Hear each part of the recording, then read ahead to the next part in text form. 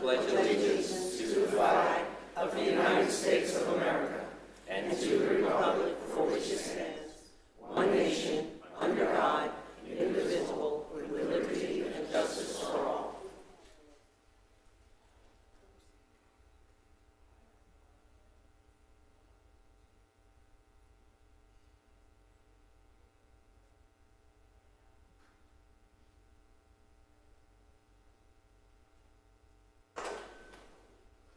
Thank you all. Please be seated. And if I could ask the clerk to please call the roll. Mayor Alfin. Present. Vice Mayor Danko. Here. Councilmember Hyder. Present. Councilmember Pontieri. Present. And Councilmember Clufus is absent. Thank you. We will begin our agenda this morning with the proclamations.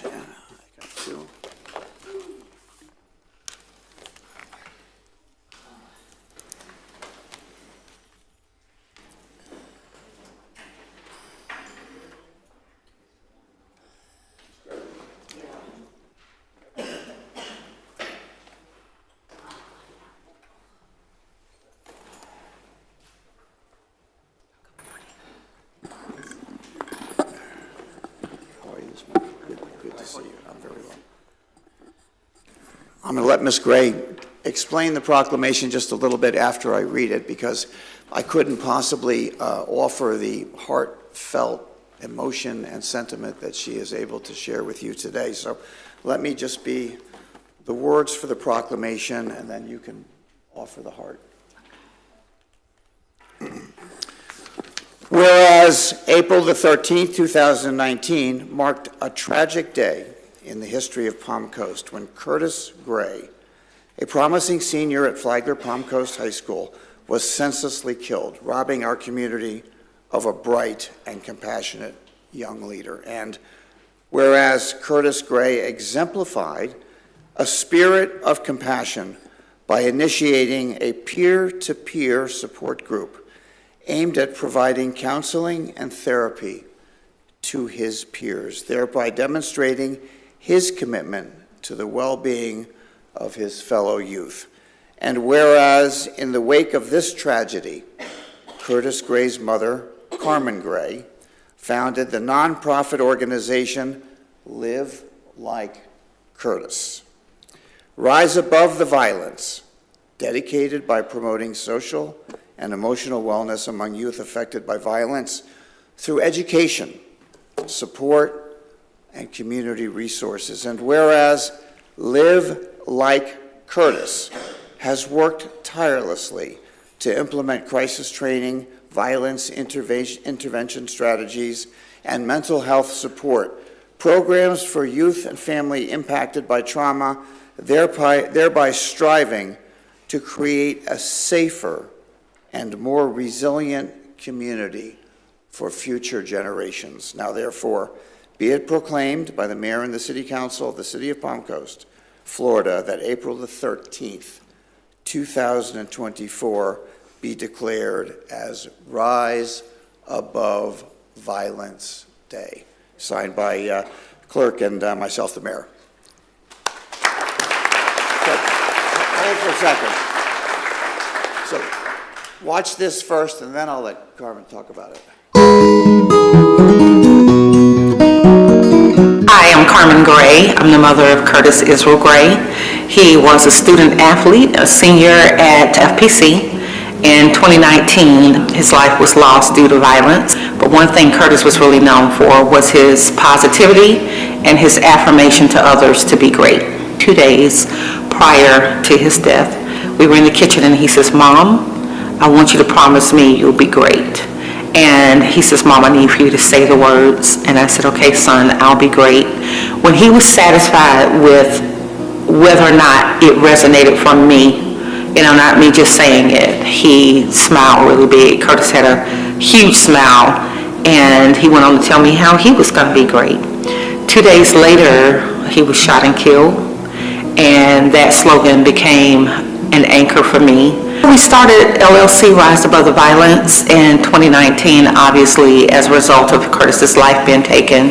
LLC is an acronym for Long Live Kurt. The kids in the neighborhood, students came up with that. They wanted something to remember him by. We started that as a means of supporting youth who obviously were triggered by such a violent act. We wanted to make sure that there were mental health support set up in the community to address those issues, and we came up with a format or a program that will address emotional resilience. It means a lot to me because I understood post his death, the impact that he had in the community and the work that he was doing. He operated just very low key and his message was consistent, and that was to be great and to advocate for positive mental health and substance use prevention. I think that anchor, that promise has kept me going. It has produced what you see today with the organization and how we've been able to affect and change lives right here in Flagler County.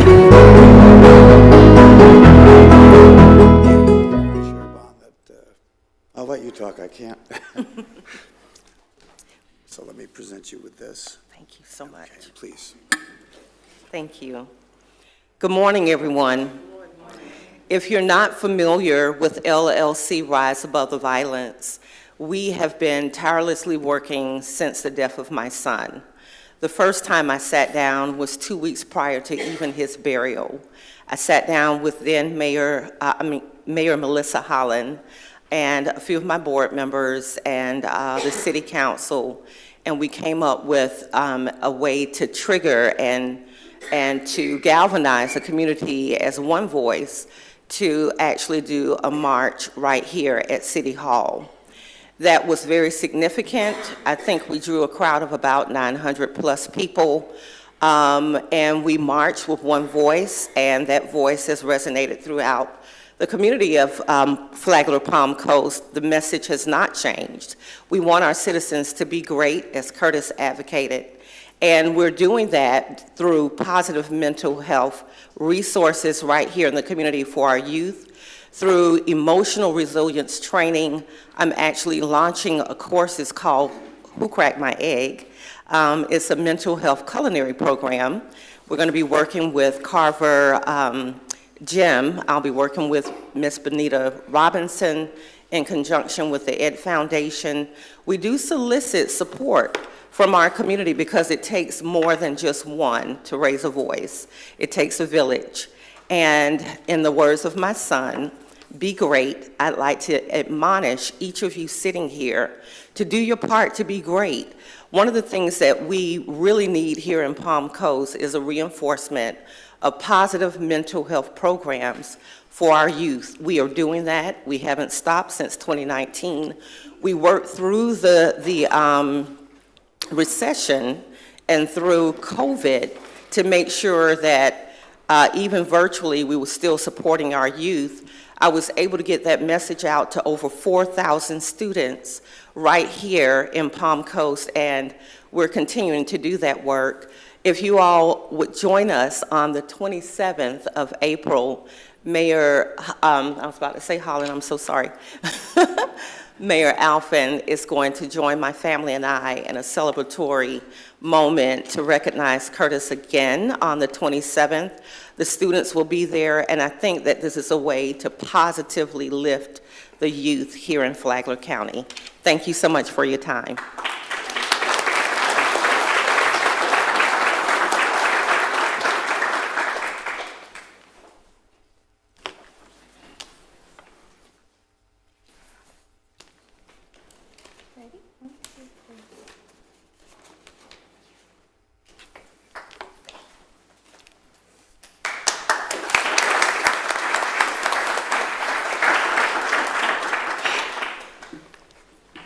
We next have a proclamation.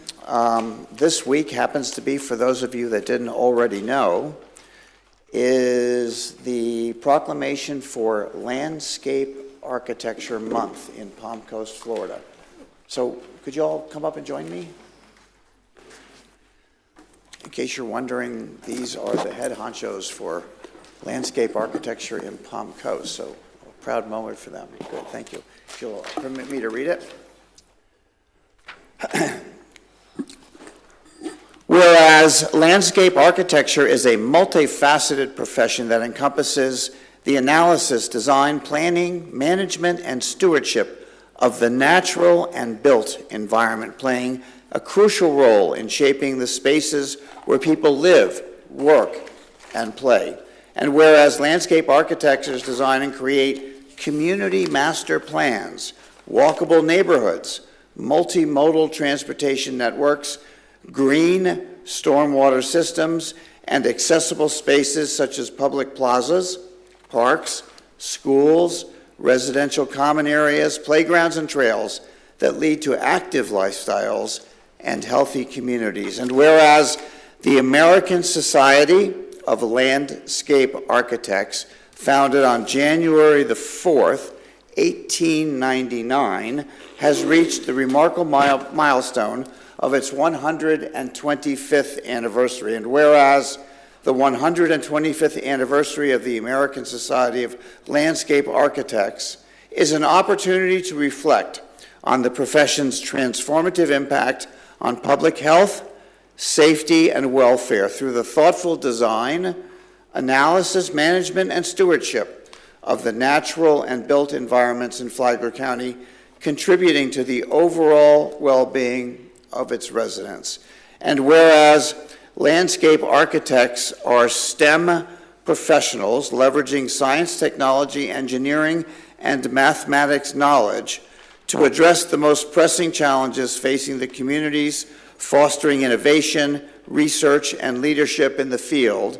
And whereas landscape architects are licensed professionals, have consistently demonstrated their commitment to public health, safety, and welfare by designing accessible and safe public spaces, promoting active lifestyles, and fostering resilient and sustainable outdoor environments in Flagler County. And whereas landscape architects are licensed professionals, have played an integral role in shaping the economic, social, and cultural fabric of Palm Coast, contributing to the creation of vibrant and livable communities that enhance the quality of life for all residents. And whereas Landscape Architecture Month is celebrated in April in conjunction with the birth date of Frederick Law Olmsted, recognized worldwide as the father of landscape architecture. And whereas the City of Palm Coast recognizes the vital role of licensed landscape architects in shaping healthy, equitable, safe, and resilient public and private outdoor spaces, contributing to the overall well-being of the citizens. And whereas the City of Palm Coast acknowledges the impact of landscape architects in addressing climate change and biodiversity through innovative and sustainable design practices, creating resilient and green infrastructure to withstand and respond to severe weather events, ultimately reducing the burden on state and local funds for disaster recovery efforts. And whereas the City of Palm Coast celebrates the economic benefits derived from licensed landscape architects, acknowledging their role in creating inviting and safe places that contribute to the state's economy while simultaneously preserving the environment and ecological systems. And whereas the City of Palm Coast acknowledges Florida International University and the University of Florida for their accredited landscape architecture programs, nurturing and inspiring students to become the next generation of leaders and innovators in landscape architecture within the City of Palm Coast. Now, therefore, be it proclaimed by the Palm Coast City Council to hereby proclaim April 2024 as Landscape Architecture Month, honoring the 125th anniversary of the American Society of Landscape Architects in the City of Palm Coast, and to hereby recognize the enduring contributions of landscape architects to the well-being and prosperity of Palm Coast. Signed today by the City Clerk and the Mayor of City of Palm Coast. So, gentlemen, congratulations. Thank you very much. Celebration.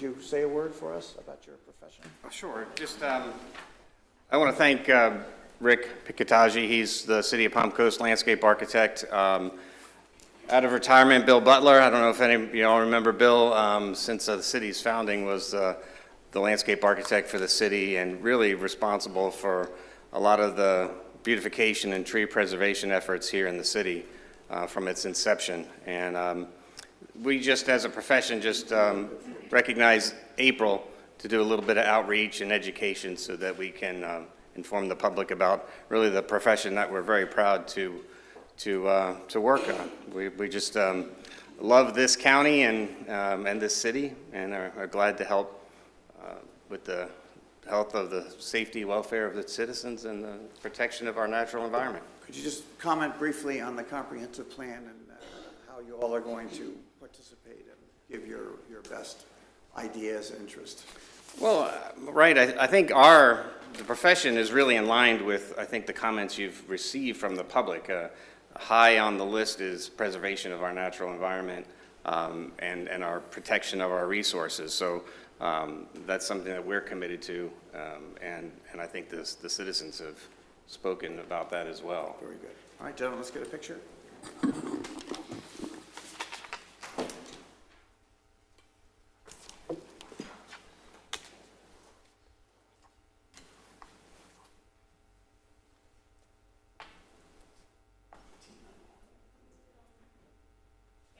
Does this help?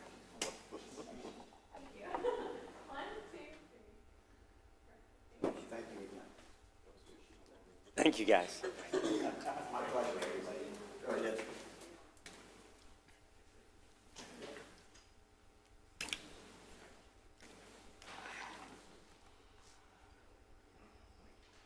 have any folks here for Sexual Assault Awareness Month?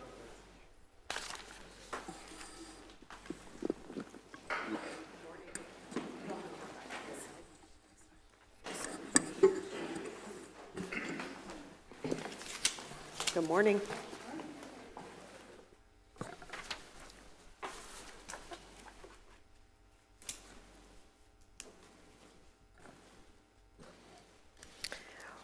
Whereas Sexual Assault Awareness Month calls attention to the fact that sexual assault violence is widespread and impacts every person in this community.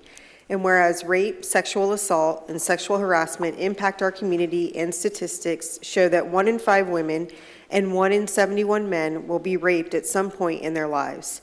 That 1 in 6 boys and 1 in 4 girls will experience a sexual assault before age 18.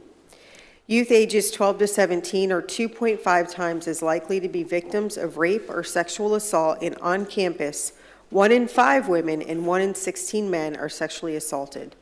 And whereas the Start by Believing public awareness campaign, a program of End Violence Against Women International, is designed to improve the responses of friends, family members, and community professionals so they can help sexual assault victims access supportive resources and engage the criminal justice system. And whereas the City of Palm Coast joins advocates and communities across the country because we are strongest when we raise our voices together to change the culture to prevent sexual violence. Prevention requires addressing the root causes and social norms that allow sexual violence to exist. April is Sexual Assault Awareness Month, and each day of the year is an opportunity to create change for the future. And whereas the Flagler County Advocate Alliance, comprised of victim advocates from Bunnell Police Department, Family Life Center, Flagler Beach Police Department, Flagler County Sheriff's Office, and the Office of the State Attorney, 7th Judicial Circuit, Flagler, is hereby dedicated to strengthening victims and survivors in the aftermath of crime, building resilience in our communities and our victim responders, and working for a better future for all victims and survivors. Now therefore be it proclaimed by the Mayor and the City Council of the City of Palm Coast, Florida, that April 2024 be officially designated as Sexual Assault Awareness Month, and do hereby encourage all citizens to support the Start by Believing public awareness program. Signed the 16th day of April 2024 by our Mayor, David Alphen, and attested to by City Clerk, Kaylee Cook.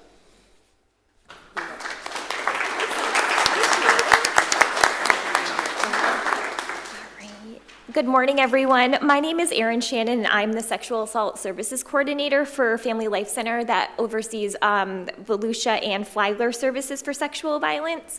For those of you that don't know, Flagler County merged with Volusia County Services for Sexual Violence just this past year, and seeing the camaraderie and collaboration with the community and city council for our survivors has been stellar and has absolutely set the bar. I want to first say thank you to my entire SV team of social justice warriors, our entire Family Life Center work family, our SV warriors who came before us, who ran toward the flames to make sure future survivors did not have the same barriers, and everyone who continues to provide top-notch services to our survivors along their journey. Sexual assault is not an easy topic to talk about, even for professionals. Our normal everyday vocabulary, both in and out of the office, is not even widely accepted or acknowledged in some places that we go. However, these proclamations and allowing us the platform to say the difficult words out loud on behalf of every single survivor and their families who walk through our door allows their voices to be heard and the understandably difficult storytelling to fall on the ears of people who can help them instead of harm them. This in turn creates safer communities and safe places for survivors to go where there is no judgment and the shame dies.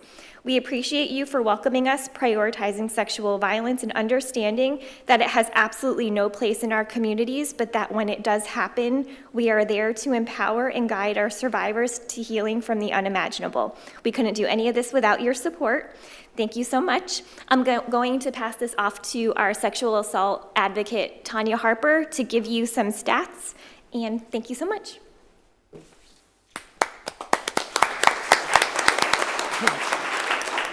Good morning. I am Tanya. I am your sexual assault services advocate. A few of the statistics already have been stated, but I will repeat. 1 in 4 men and 1 in 5 women in the United States experience completed or attempted rape during their lifetime. Choosing to violate another person is not about drinking too much, trying to have a good time, or getting carried away, nor is it about the clothes someone was wearing, how they were acting, or what type of relationship they have with the person who abused them. Violating another person is a choice. Family Life Center is a dual certified center for domestic violence and sexual assault.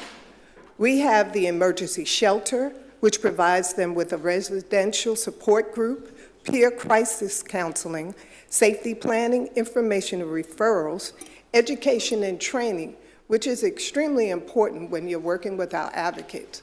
We have updated information at all times. We have a legal advocacy also. We have a paralegal along with an attorney, assistance with the victim compensation claims, provision of food, clothing, hygiene products, and laundry facilities.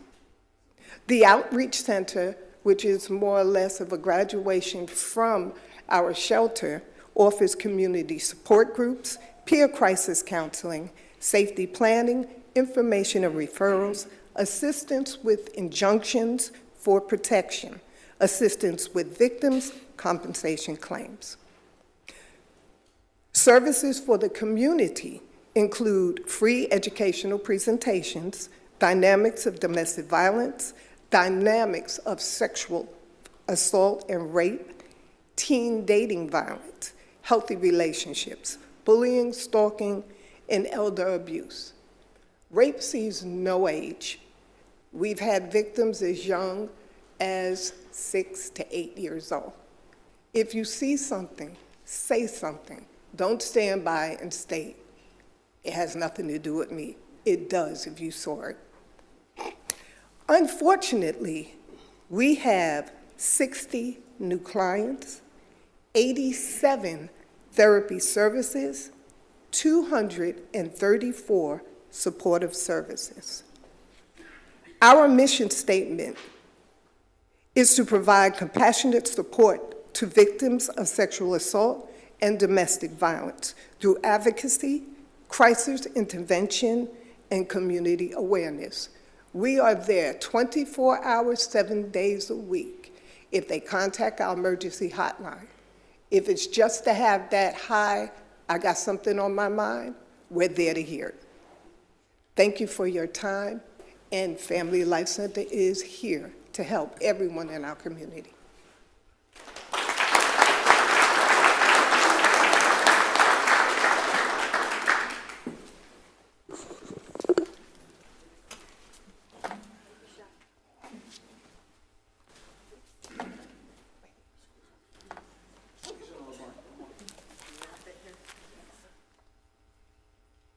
All right, ready? 1, 2, 3. Perfect. Thank you.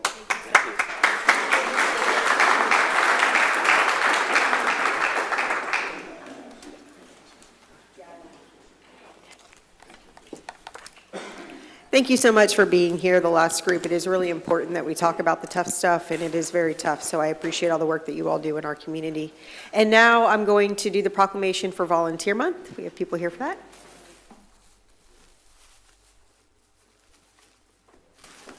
Hi there, good morning. Good. Good morning. Good morning.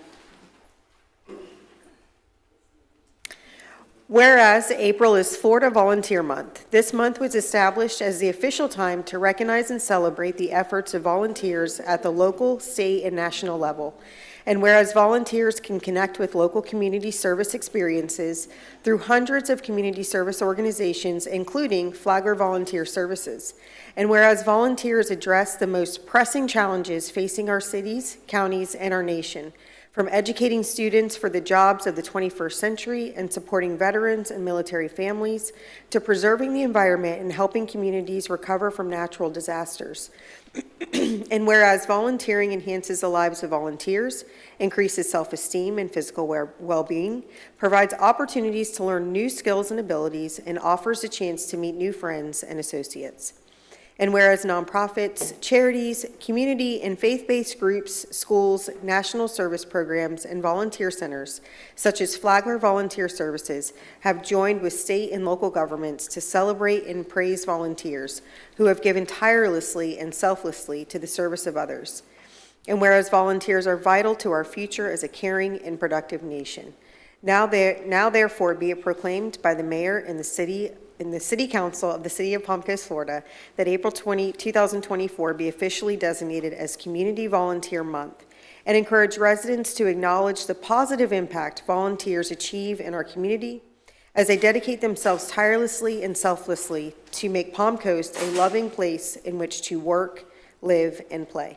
Signed the 16th day of April 2024 by the Mayor of the City of Palm Coast, David Halfin, and attested to by Clerk Kaylee Cook. Who would like to say a few words? Welcome.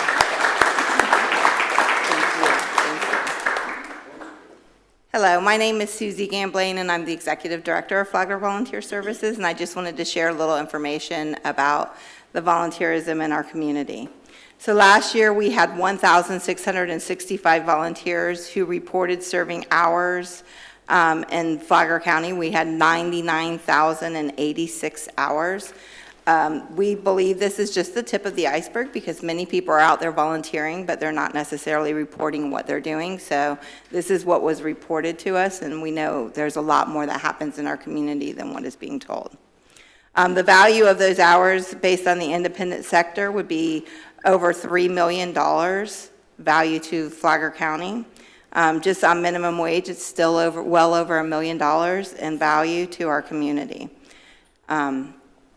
1,111 volunteers reported serving 71,453 hours in Palm Coast in 2023.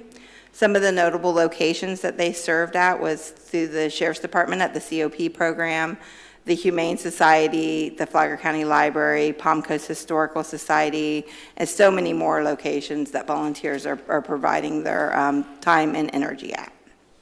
I wanted to share a few of our agency's accomplishments. Our agency provides volunteer support to nonprofits and government agencies. Last year, we were able to make 323 volunteer referrals. Those referrals were for people that were looking for something to do, and organizations that needed that help were able to utilize those volunteers. We also conducted 43 trainings. Our trainings are typically to to help with disaster preparedness and response, as well as to help volunteers be more effective in their volunteer work. We assisted with 40 special events, including a lot of activities that happen in Palm Coast. A lot of our special events, such as the 4th of July, and many others, but we acted as the lead agency for the volunteers and donations for all of Flagler County emergency management activations. We also have a couple programs that we do. We have our Reading Pals program where we had 85 volunteers that worked with 214 students on a weekly basis at all of the elementary schools to help improve their literacy skills. We had 95 volunteers who showed 354 children the joy of giving at our Giving Store program that allows children to give gifts to their family members free of charge versus them getting a gift during the holidays. We also had 33 Blanketeers who made over 800 handmade items that were distributed to people that were facing crisis, such as teen moms, people in hospice, people going through health-related problems. As you see, our volunteers are doing really great and amazing things. I wanted to thank the City of Palm Coast for their continued recognition of volunteerism in their city and throughout Flagler County. It really means a lot to the volunteers that serve, that people recognize all the work that they are doing. Many of the jobs they do are behind the scenes and not necessarily out there in front of you. I've been with volunteer management for 30 years this year, and I can say when I first came on, I had no idea how many people I talked to on a day-to-day basis in different organizations that were volunteers. I just assumed they were staff, but many times they're volunteers that are helping you different places that you go. So we just wanted to thank all the volunteers that do work in our community and in the City of Palm Coast. So thank you all.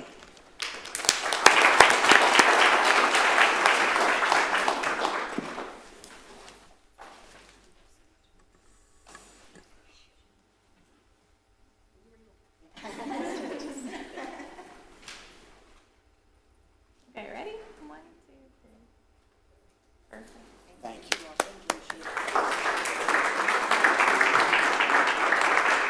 Thank you. Thank you. It's good to see you. Hi. Our final proclamation this morning will be delivered by Councilwoman Hyder, and it is a proclamation for Military Appreciation Month.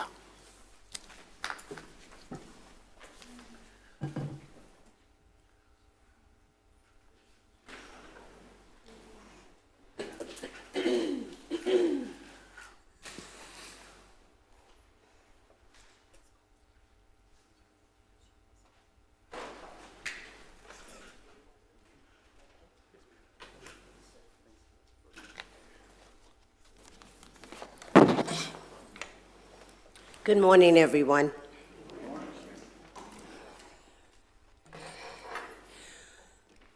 It's always an honor for me to be in the presence of our veterans, and especially when I am given the opportunity to honor them and thank them for their service and what they do in our community.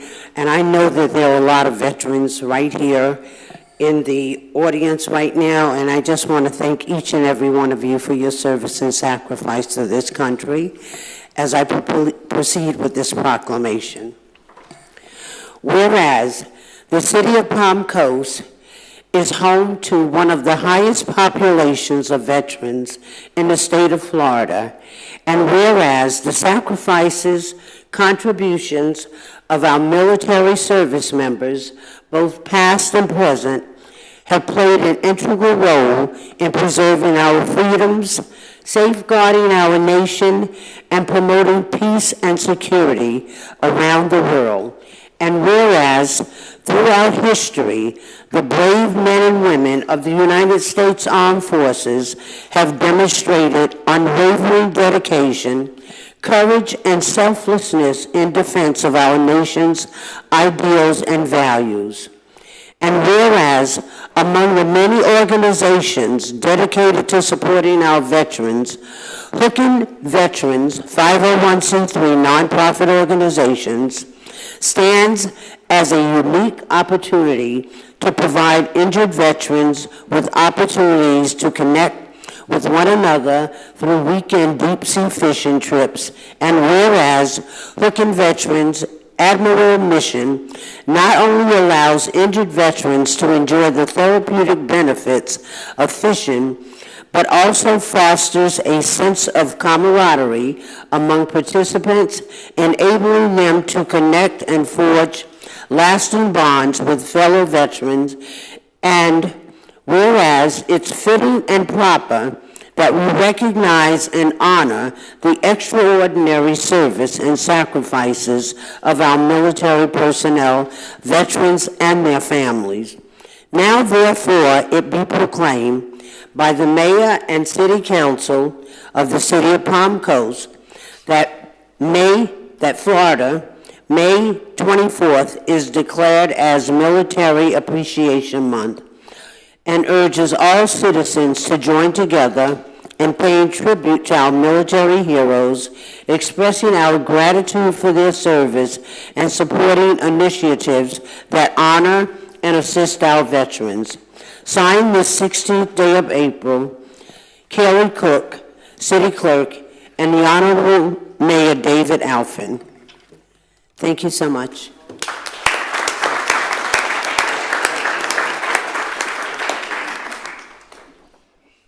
Good morning. My name is Joseph Buccini. I go by Booch. Maybe some know me, maybe some don't. Maybe heard me on the radio this past summer when we were doing our event in the VFW. Hooking Veterans was founded just a few years ago by 2 veterans and 1 civilian that just wanted to pay it forward.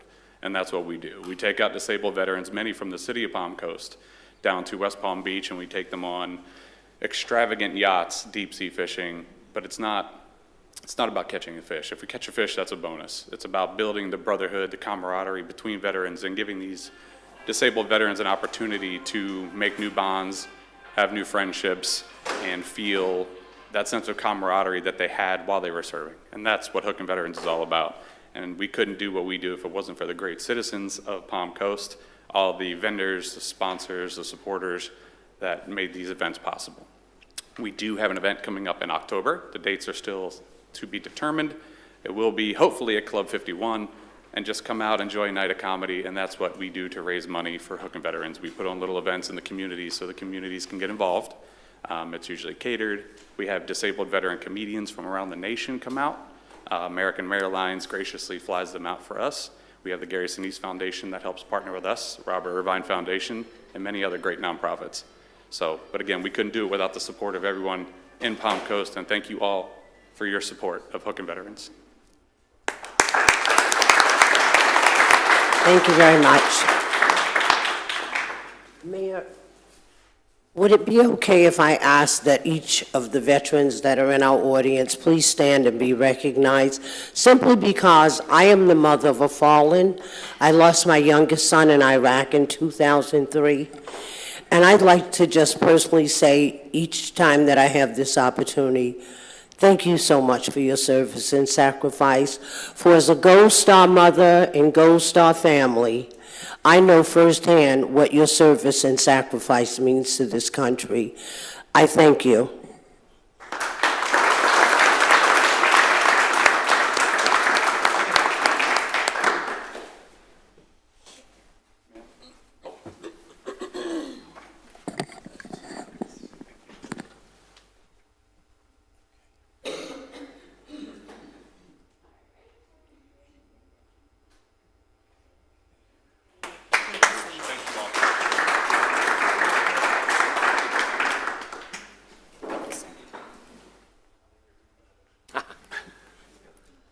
Okay, that concludes our proclamations this morning, and now we will move to the agenda item, which is public participation.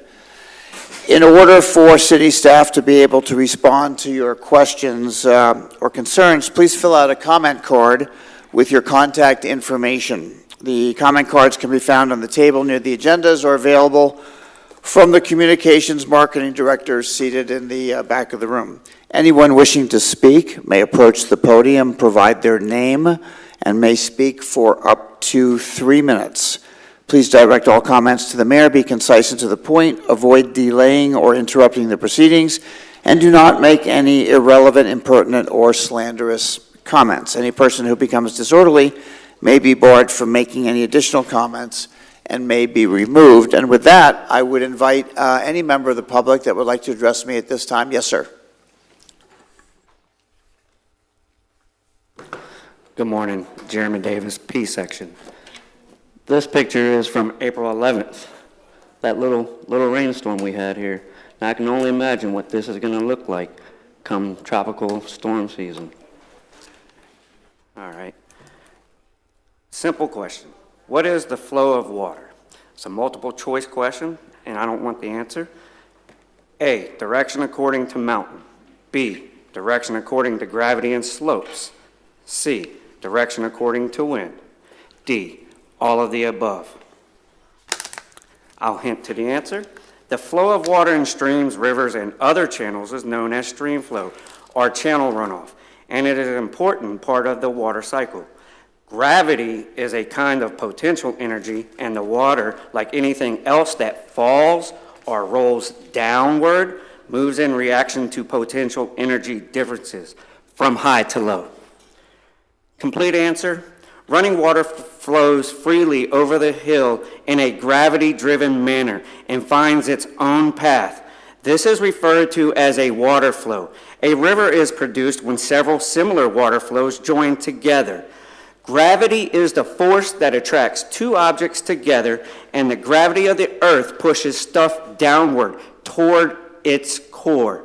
Due to gravity and pressure, a large amount of water flows underground and sideways.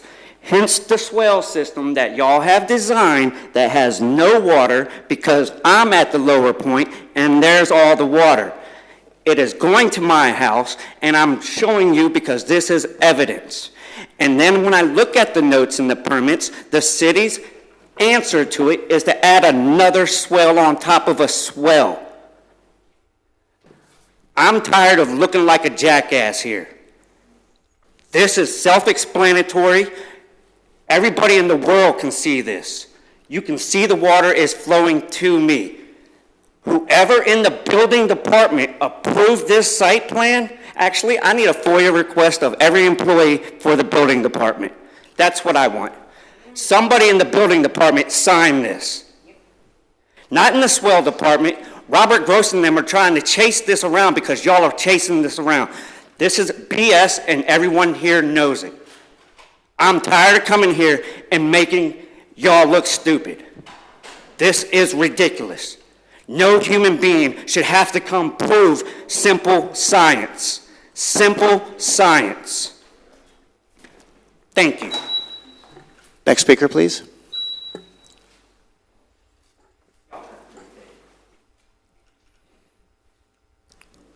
Steve Carr, Palm Coast. I want to say I'm appreciative of the City Council taking initiative to do a traffic study throughout Palm Coast as far as the speeding and excessive traffic in residential neighborhoods. I think it's very important that we have the correct figures for all of what's happening within Palm Coast to be able to get the proper fix for it. Thank you. Next speaker, please. Good morning, Candy Stevens, P section. Just so everybody knows, when I come up here and talk, I am, as you have pointed out, Ms. Pontieri, speaking for not myself, but for a lot of residents in our city. So these are some of the questions that they've been asking me that I do not have the answers to. Do we have a stormwater engineer that's actually a stormwater engineer employed here, that's went to college, that has a degree, that has experience doing stormwater? I wanted to know if we had that, what the experience was. I guess I wanted a FOIA on if we have that person, and if we do, what are their qualifications? Because I'm seeing you guys are literally trying to fix some of these things. I know they've been to a couple of the neighborhoods working on the swales. I know they've been on my street, and I know they're on the Knotz's street right now. And the Knotz's have contacted me. They're at cancer treatment with her husband, so they wanted me to ask Why are they only doing one side of the street? Why are they only doing one side of the street? They did do my street, but they did the other side of the street. I figured they would be coming back to do the other side of the street, but they're only doing one side. When you look at Point Pleasant, for instance, you've got a curve. It floods all the way across the curve because you've got higher new homes on both sides of the street. So the water can't make it down to where it goes into the canal. So it would be nice to know the answer to the question on why they're not doing both sides of the street. If you just take all the stormwater complaints and you just look at the map, you can see where it's all focused at and know where to send the swell crews to start working now before we get more rain. On a second note, I've added drainage to my yard, and I can tell you that my swell was fuller ever than it has been ever. So as soon as everybody else starts adding drainage, or you guys come into the yards and do the drainage or whatever you're gonna do to fix the problem that was created, you're gonna have a swell problem. So it's good that you're working on the swells now because more water is gonna be going to them fairly soon with rainy season upon us. I have asked this before and I've never got an answer to this because I feel this is the person that's responsible for all this. Right around 2018, I might be off a year or two, somebody approved the higher built homes going into the infill lots that are not in a flood zone. The infill lot homes that are not in a flood zone, who is approving, who started the approving, who is the person that initiated all this? Because this is who has caused your problem here. Somebody that didn't know what they were approving. Wondering if the city has some type of insurance. When you have somebody that makes a mistake, you have insurance to cover that mistake. Is that not an option to help get our homes fixed and our yards fixed? Because I have insurance, and if something happens at my house, like somebody falls off my roof, at my fault, my insurance pays that. Do we not have something like that to help some of the people that can't pay for drainage? Hurricane season is coming. You guys got to get on it now. Thank you for your comment. Next speaker, please.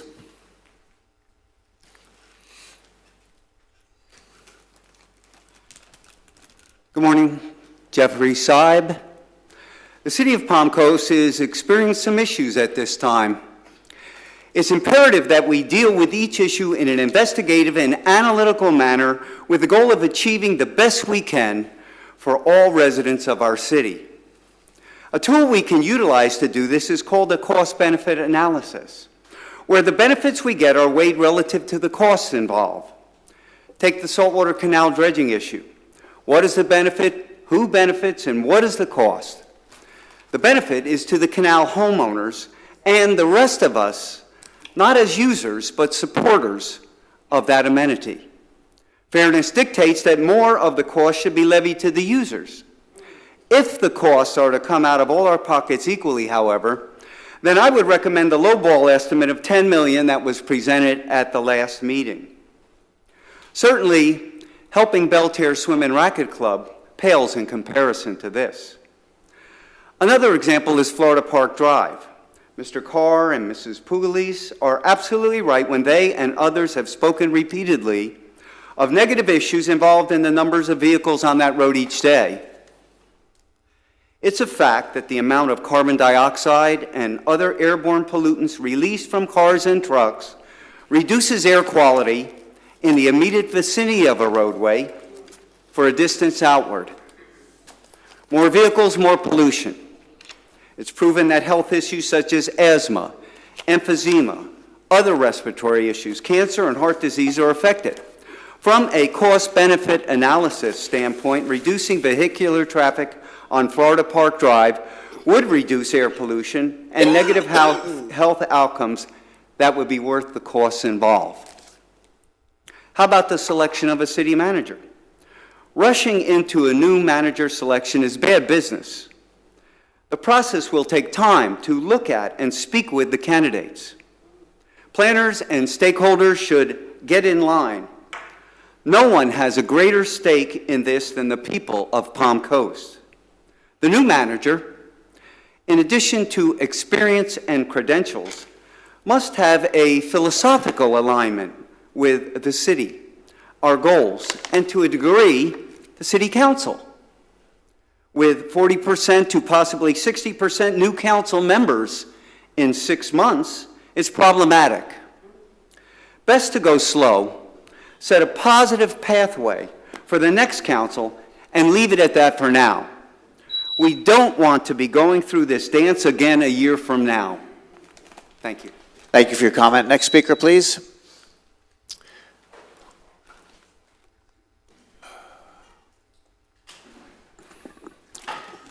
Celia, go ahead. I'm sorry. Either one.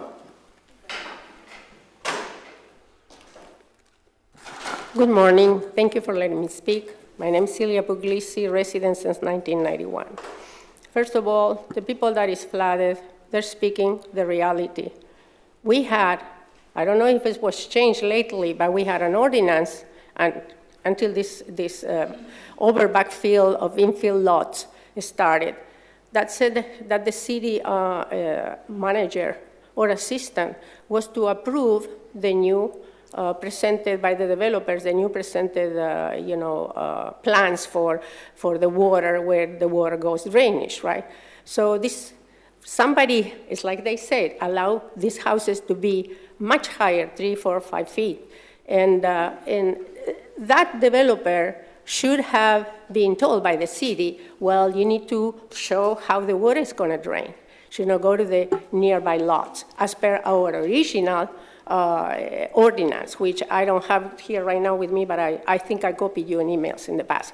So they have a point there. Something was not enforced by somebody that decided to do something different in favor of these developers, and this should not have happened. One other thing, Florida Park Drive, we keep on asking, and we have the right to be safe on that road. And I know you're trying some things, but have not been properly working through the years. And the 2 islands you denied, for which we pay $163,000 in design and studies, should be built, because that will be a very good speed calming on that street for everybody. We have to get into the point that if people come to Palm Coast, we don't want speeders here. They need to get to the idea that they're going to have to drive slow. In A1A in Daytona Beach from Ormond, you have to drive on A1A 35 miles an hour that we know. And it's a 2-lane road, big highway. It's A1A oceanfront. And everybody has to drive 35 miles an hour. So how come they could get in an important road like that, 35 miles an hour? And we have so many problems here to put some traffic calming items that we dearly need. One other thing I want to tell you is this, and this is not your fault, but I was sad this weekend because I see this $9.2 million to be spent right now in the London Canal, north of Palm Coast. And I believe that back then, you were not here, I asked the council, buy that golf course that was in foreclosure for $200,000. No, they didn't buy it. But today, because the 279 acres are not there to absorb all this flooding, we have to pay $9.2 million for a London Canal and a holding pond so the builders can build nice homes around them. And this is what is the fleecing of the residents. We need to stop that. Thank you very much. Thank you for your comment. Yes, sir.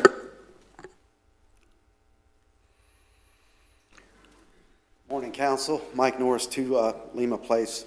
I just wanted to clarify my statement regarding to the residents of the city regarding my public comments during the last City Council meeting regarding the search and hiring of a new city manager. There are no secrets in politics in Flagler County that are separated by more than a couple of handshakes. Ms. Pontieri is my district representative. As a sworn member of the City Council, she can't base her actions on rumors or speculation. Before the firing of the city manager on March 19th, I received information from sensors in the community that told me that the firing was forthcoming. Taking that information at face value and being informed that it was possibly coordinated and possibly a violation of Sunshine Law, I contacted my district representative, Ms. Pontieri, to give her a heads up of the situation. I did not, however, give Ms. Pontieri the name of the person that was going to be suggested as a possible interim or acting city manager, which I had also received. After the firing of the city manager on the 19th, again, I contacted Ms. Pontieri and we had a discussion regarding what had just happened. I still didn't give her the name of the person that would be suggested as a possible interim or acting city manager, but she put 2 and 2 together and knew the name of that person. That name was suggested during the last City Council meeting. From the audible laughs in this chamber A lot of residents within this city also receive that information. So the people that are within the community that thought I was being disrespectful to Ms. Pontieri, that is not the fact. We discussed it, and if someone thinks that, Teresa, I'm sorry. Are there any other members of the public that would like to address me at this time? Yes, sir.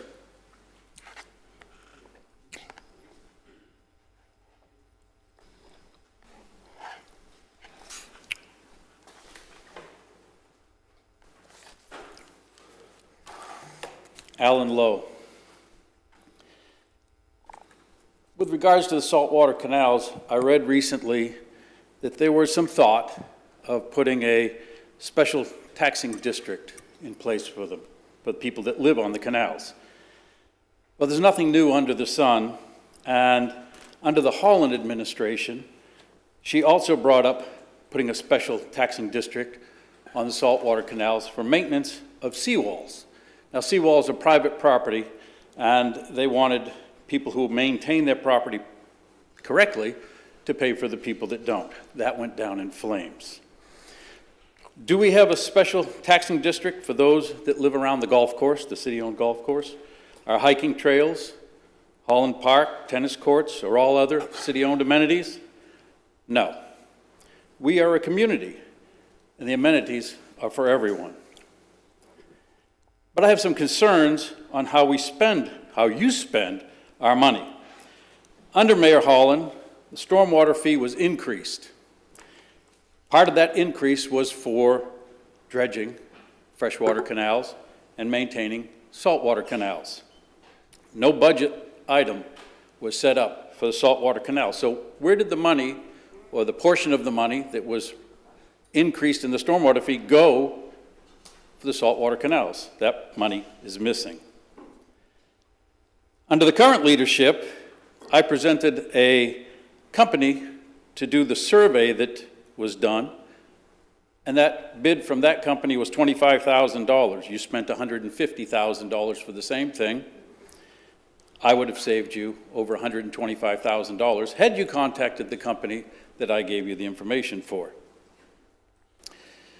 Now, you're looking at spending $400,000 for similar stuff. Interestingly, the company that I handed you the information for said that they would do the reports in different formats, and that all survey work would be performed by NSPS, THSOA, ACSM, don't ask me, certified hydrographers. That drawing that they would present, the data on it, could be used for future project planning, for volume computations of the amount of material that needed to be removed, for proposed spot dredging for areas that needed additional work, and they would help in the generation of the permits needed to do the work. $25,000, now $400,000. You guys are spending our money without looking at what you're doing. You were handed a copy of that before. I have a copy of that again, if you're interested. Thank you for the clerk. Are there any other members of the public that would like to address me this time? Yes, sir.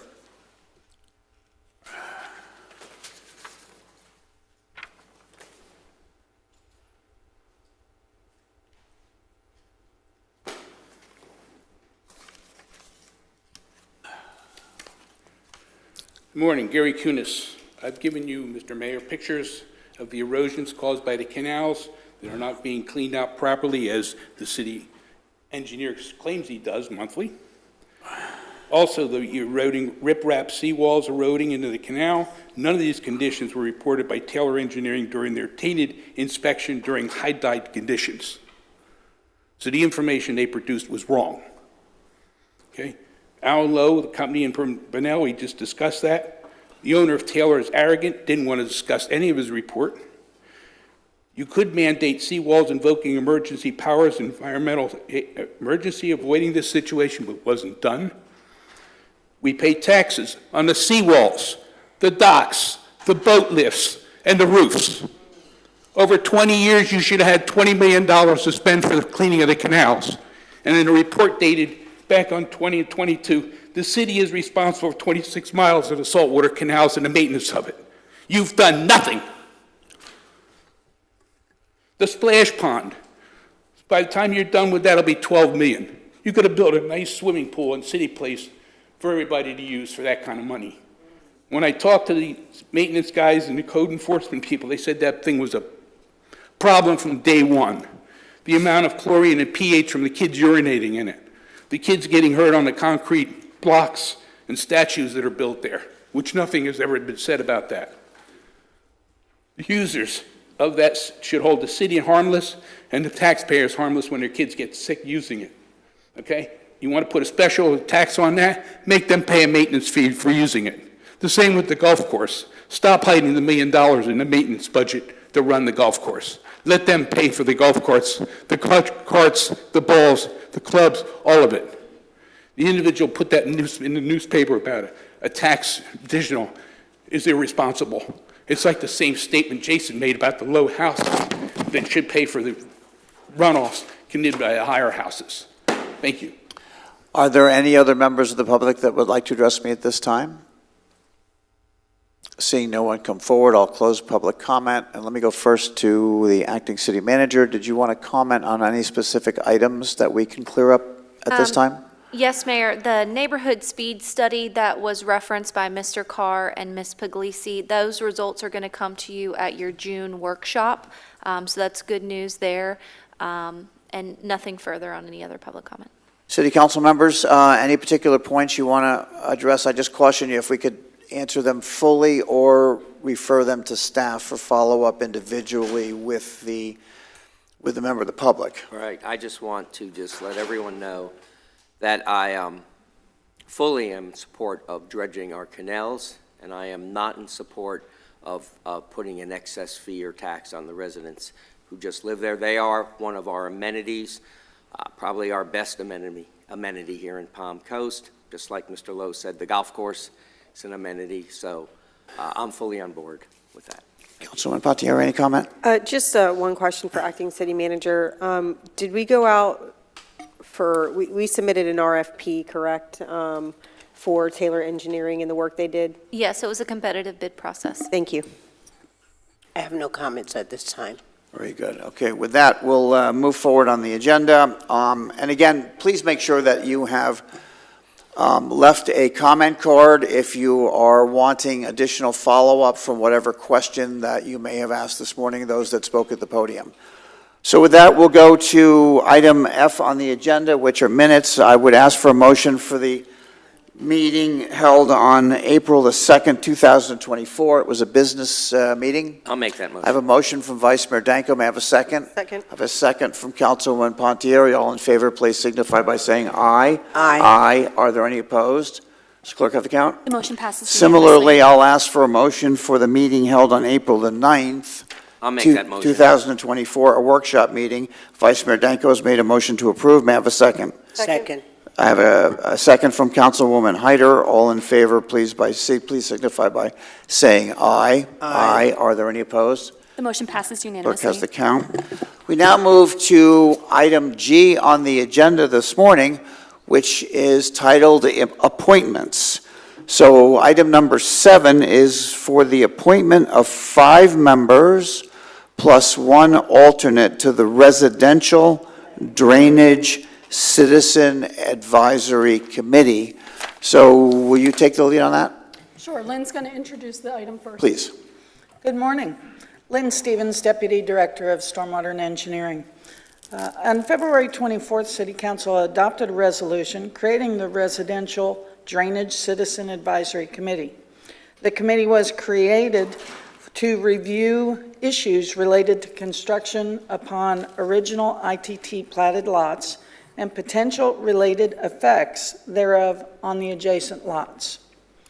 So the committee will be researching and evaluating issues and provide reports to City Council on their findings and evaluations. The committee is to be composed of at least 5 members, no more than 9, with 2 alternate members. Each committee member and alternate member shall be appointed by City Council by majority vote. The committee will meet at least monthly, and they'll determine if they need to meet more frequently at their first meeting. So at this point, I'm going to turn it over to Virginia Smith, Land Management Administrator, to introduce the applicants. Mayor, City Council, Virginia Smith, Land Management Administrator. We did unfortunately have a candidate withdraw last night, Mr. Mosman, so that leaves you with 5 applicants. They are here and in attendance for you to interview if you would like. We do have them available for you. I will continue to also advertise to get the additional applicants as well if you so choose. So let me ask for consensus among City Council. We have 5 applicants that are interested in serving. Do you have a desire to interview them? Well, my first question is, can we appoint the 5 as the board and then search for Yes. an alternate further on? That's what Virginia said. She would continue to do that. Did you want to speak to each of the I applicants think this each one morning? should just come up and introduce themselves briefly. I think we know everyone for the most part, but I just want to make sure. And if I may add. With that statement, yes, I definitely want them to come forward. Yeah. Virginia, would you please have each applicant come forward? Sure, I think Teresa wanted to say something as well. Help me out here. I agree with that. I would like to just them to show their face and introduce themselves, not only to us, but to the public. And we need the opportunity to thank them for, lending their time as well. I would encourage Mr. Mosman, though, to put his name back in the hat as an alternate. So I just wanted to publicly throw that out there as well. And I'm going to ask the attorney right now, just before we get to, y'all will get, once the swearing in is done, we form the committee, there will be sunshine rules that apply, which will be described to you at your first meeting, but I want to be clear on whether or not city council members can speak to members of this committee once they are appointed this morning. Yes, but it would still be under the sunshine laws. So help us with that. So if the conversation may ever result in a vote coming to city council, then they cannot, outside of the sunshine. That is correct. Okay, does everybody on the dais understand that? Right. Also, Lauren, I know we were going to appoint a staff member to this committee. Do you have someone you want to recommend? Yes, we're recommending Miss Lynn Stevens to serve. I'm good with that. Good. So if you could just announce names and if... Sure, I'll do alphabetically, and you would like them have just them to come up on and up? stay up here Okay, just so for a minute. Mr. We're not gonna- Anthony Amaral Jr., Mr. Richard Cooper, Ms. Tracy Domke, Ms. Donald Stansel, Ms. Maria J. Worth. Very good. Antonio, sorry, not Anthony. Sorry about that. I mean, we can... Everyone, I think, knows Mr. Amaral. Unfortunately. Mr. Cooper? Yes.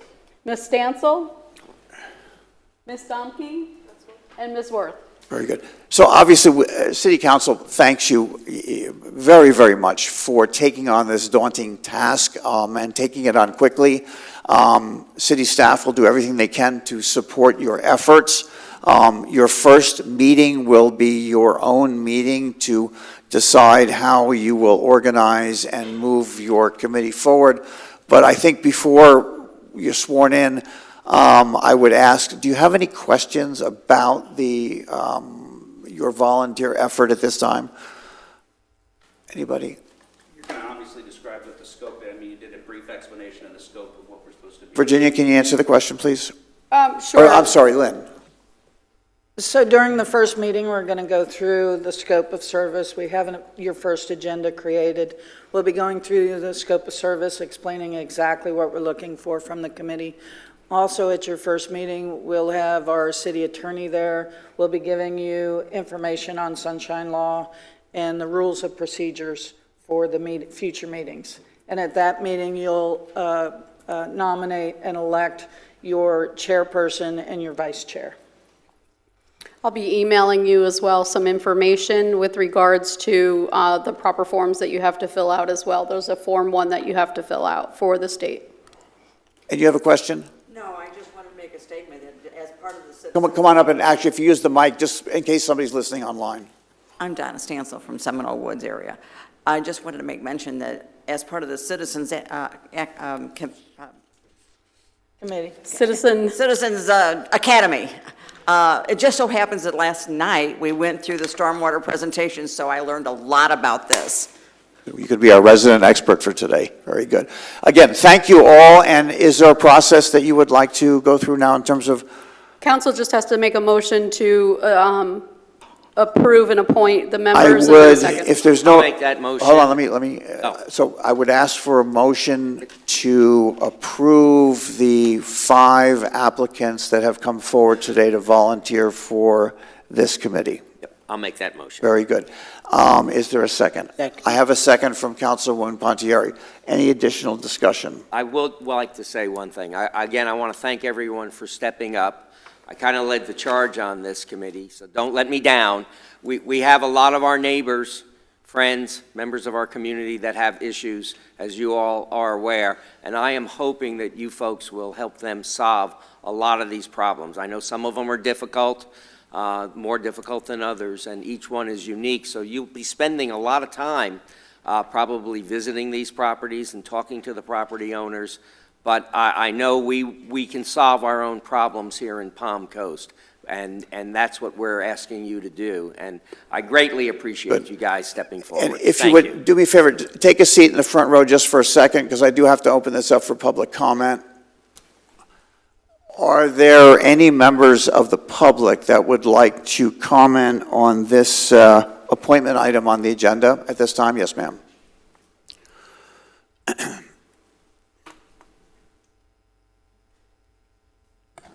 I think the people that is volunteer is a Go great ahead, just committee. introduce My yourself. name is Celia Puglisi, living here since '91. I think the people that is volunteering, thank you. It's a good representation of the city. I recognize Mr. Amaral. I know that family since 1991 that I moved here, and it's good that he represents the developers. And I also, because it's their interest, and it's for their interest that the city really takes a good look when they do final inspections or before, after surveying, whatever inspections that they're presented that are needed. So I know the Amaral family not only built a lot of homes here, I think they used common sense in the past, and I expect them to continue to influence their peers, other developers, on this issue, because it's not fair that these houses are built so much higher, and now these existing homes are suffering the flooding. We need to have compassion for these people and resolve their issues, because it is as simple as that. Like I say, something was overlooked as per our older ordinance. We all make mistakes, and if it was overlooked, these developers need to have the common sense and compassion to resolve these issues for these people. It won't cost them millions. It will cost them just probably some labor from the workers, but these people need their issues resolved. And now I really think everybody is very well represented with Mrs. Stansel and the affected residents. So please have meetings on which you really look at the reality, and everybody has to be very brave and stand on their grounds with fact information about how this was originated and how has to be resolved. Let's don't be intimidated. I don't give in to intimidation, so they should not give in neither. Thank you. Thank you for your comment. Any other comments? Yes, ma'am.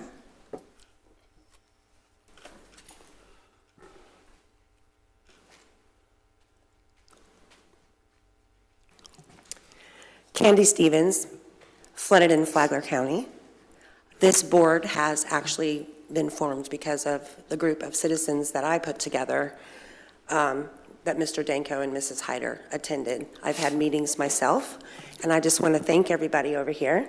A couple of them have been involved since the beginning. I think it's wonderful that you have Amaral Homes. They're very respected in our community. They know how to build a home. They know how to grade a home. They know how it's supposed to be done, so I think it's great that they're taking part in this. I can't give you any names, but I know part of the problem going on here is the grading issues. We're having grading issues. I've had 2 different graders contact me and tell me that they get the original plan, and then they grade it, and then I guess it comes for, an inspection and approval or something of that nature, and they have to regrade it again. And then they ask, well, why didn't you tell us the first time to grade it this way? And I'm being told that the grading keeps changing on them. They're not getting a solid plan, I guess, on how they want it graded and how they want it sloped, is what I'm being told by 2 different graders from 2 different companies that are doing grading for these new homes coming about.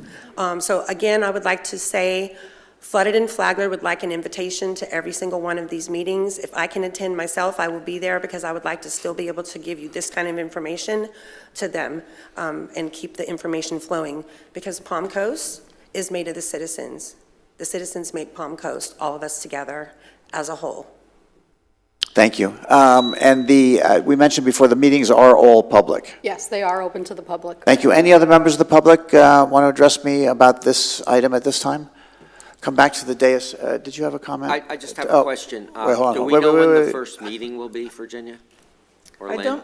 don't believe we have the date of the first meeting. We were waiting for the committee to be appointed. Okay. And we are working on the agenda for the first meeting, and then we'll get consensus So from you'll the get group back on to the us with date. that, and I assume it'll be here in this, Yes, sir. great, terrific. Thank you, Lynn, for You're stepping welcome. forward, too. Did you have a comment? Just a quick comment. Thank you all again for your contribution and the time that you'll be dedicating to this. I will second some of the public comments, and that I hope that you're candid, forthcoming, and feel open enough to talk about what you honestly have found to be issues and how we can fix them.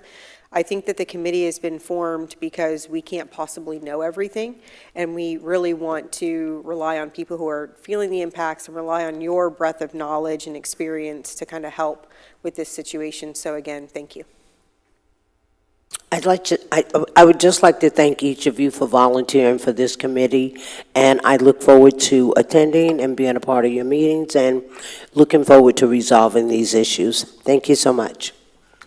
If there's no further discussion, then we'll go ahead and swear in. Virginia, you're going to do that? Who's going to We're do very that? good, thank you. Who? Kaylee has to do the vote. The swearing in would happen at their first meeting. Not till then. Oh, sorry. So we're just voting today? Okay. Yep. Is there a reason why we can't do it today? What's on the agenda? I don't want to lose anybody. Today is just the Just the appointment of the appointment, 5. okay. Well, Counselor? We have to make a vote. You have to Mr. Mayor. vote. There was a motion and a second, now you have to do the vote. Yeah, no, understood, but is there a reason why we can't swear him in today? It is at the council's pleasure if you'd like to do that, but there's nothing Okay, stopping you. then let me have a motion. We already made the motion, you already have a second, so we can have a Let's vote. make it and then again. we can- Make it again, if you would. I'll make that motion. to Okay, approve and this who was vote. the second? I was the second. Second. So any further discussion? All in favor, please signify by saying aye. Aye. Are there any opposed? The motion passes Very unanimously. good. At the council's pleasure, would you like to go ahead and swear in the committee now? As long as the clerk is prepared to do so. Kaylee, you comfortable? You want to wait till the first meeting? And the only reason I'm doing it is because at the first meeting, I don't know who's going to be attending. I would need a few minutes if you'd like to do Okay, that, Mayor. then we'll just hold to off till, have the as you had proper planned, till the first meeting. Okay. All right, very good. So congratulations, you are officially appointed to the committee, you will be sworn in, and you'll get your sunshine instructions at your first get-together and gathering, but then you will be able to ask questions. Point of contact to you, Lynn? Actually, Virginia will be setting up the first meeting. Okay. After that, I'll be the point of contact. Very good. All right, so any questions between now and then, if you just reach out to me. So, thank you very much. Thank you.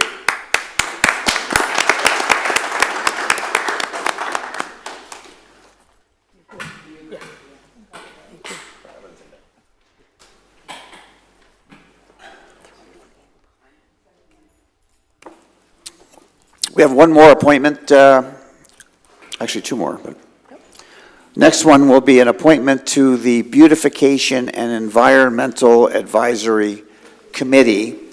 Can you very briefly describe the responsibility of the committee for those that may be new to the meeting?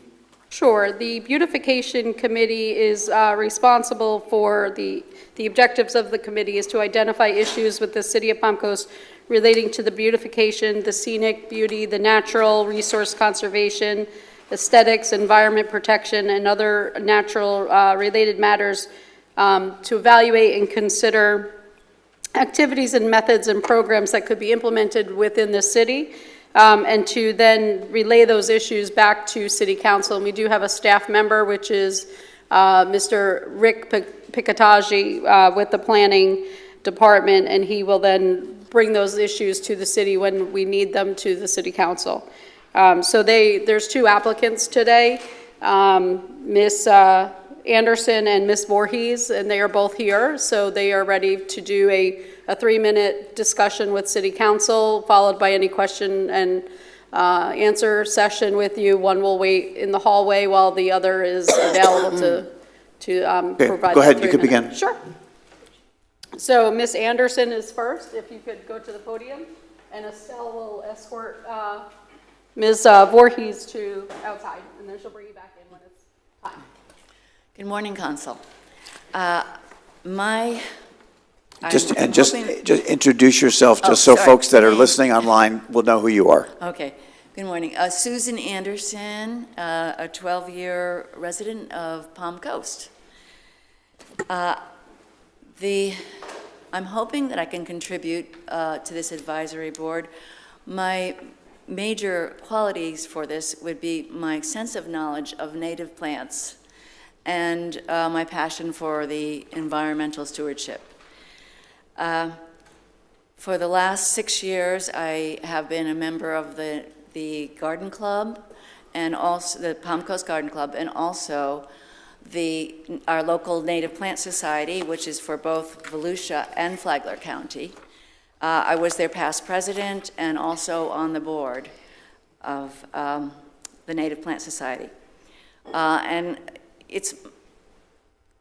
native plants are so important to our environment. They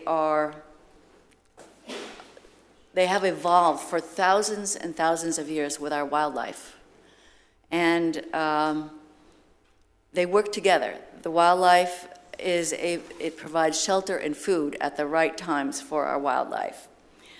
I have a yard that's 90% native, so I've learned a lot about natives. I also go for monthly walks with the Native Plant Society, so I am able to see the plants out in our different ecosystems. I have 100 acres of my own that my husband and I are restoring to longleaf pine. And that's a habitat that not only involves the trees, but also the flora and forbs that grow underneath it. I've worked with this land, I've worked with forestry, with Fish and Wildlife, with the North Florida Prescribed Bird Association, and understanding the environment of this habitat. So that's what I'm hoping to bring. Very good. Thank you. Any questions? I have no questions. Thank you. Thank you very much Okay. for your time. If you guys will switch places then. Council, I just wanted to mention, I did misspeak. The recommendations do go to from the BEAC to the Planning Board first, and then from the Planning Board, it would come to City Council. Planning Board. And there are recommendations also with regards to the comprehensive plan amendments and land development regulations as well. Very good. The next applicant is Jessica Voorhees.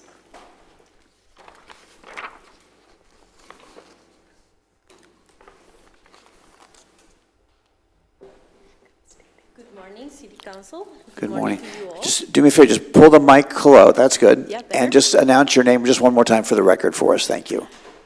Okay, I am Jessica Voorhees.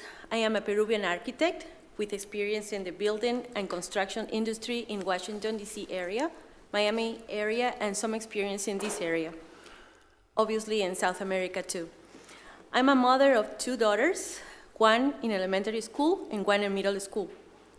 We came to this city working for a Miami Beach-based company to work on a project in early 2017 after Hurricane Matthew. And we fell in love with Palm Coast.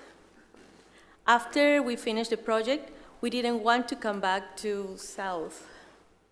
Palm Coast was the city we were looking for to raise our family. To buy a house on the canal, we are boat lovers, being near to the beach, I'm a beach girl, golf, fun, sports, have natural contact, and being alive. A few years ago, while working in Port Orange, I took some sustainable design classes, and I decided to go deeper on sustainability and green building. I am passionate about sustainability. Now, I am in a personal growth and a professional development path. So I am taking an MIT professional certificate program in sustainability for a year. I'm in the middle of that. When I had to choose a city for an assessment, I chose Palm Coast. And I've been searching data and solutions for our city. The more I know about our city, the more I love our Palm Coast. So answering what I would like to be appointed to be in the Beautification and Environmental Advisory Committee, I really want to be part of the solution for a sustainable and amazing world. And why not, starting with our city, Palm Coast. Thank you. Thank you very much. Any questions at this time? I have none. No question. Very good. Thank you. Those are your I'm sorry, I do have a question. I have to ask this. So you're currently employed as a, I'm a full-time student right now. I'm sorry? I am a full-time student right now. I'm taking my time for self-development. Student. So there's Yes. no conflict of interest between any kind of consulting work you might be doing and this committee?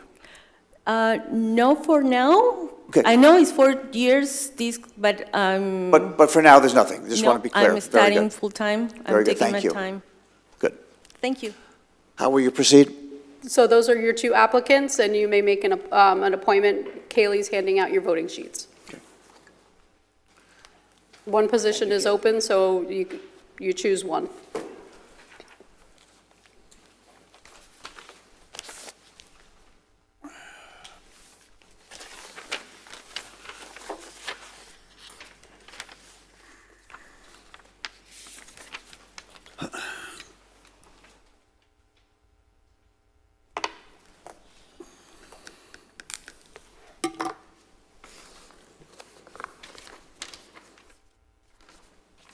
And Counselor, the sunshine will apply to this committee as well, correct? Yeah, I say as they're still reporting indirectly to you, it would still apply. Mayor and City Council, we received 3 votes to appoint Ms. Anderson. Okay, congratulations. Thank you.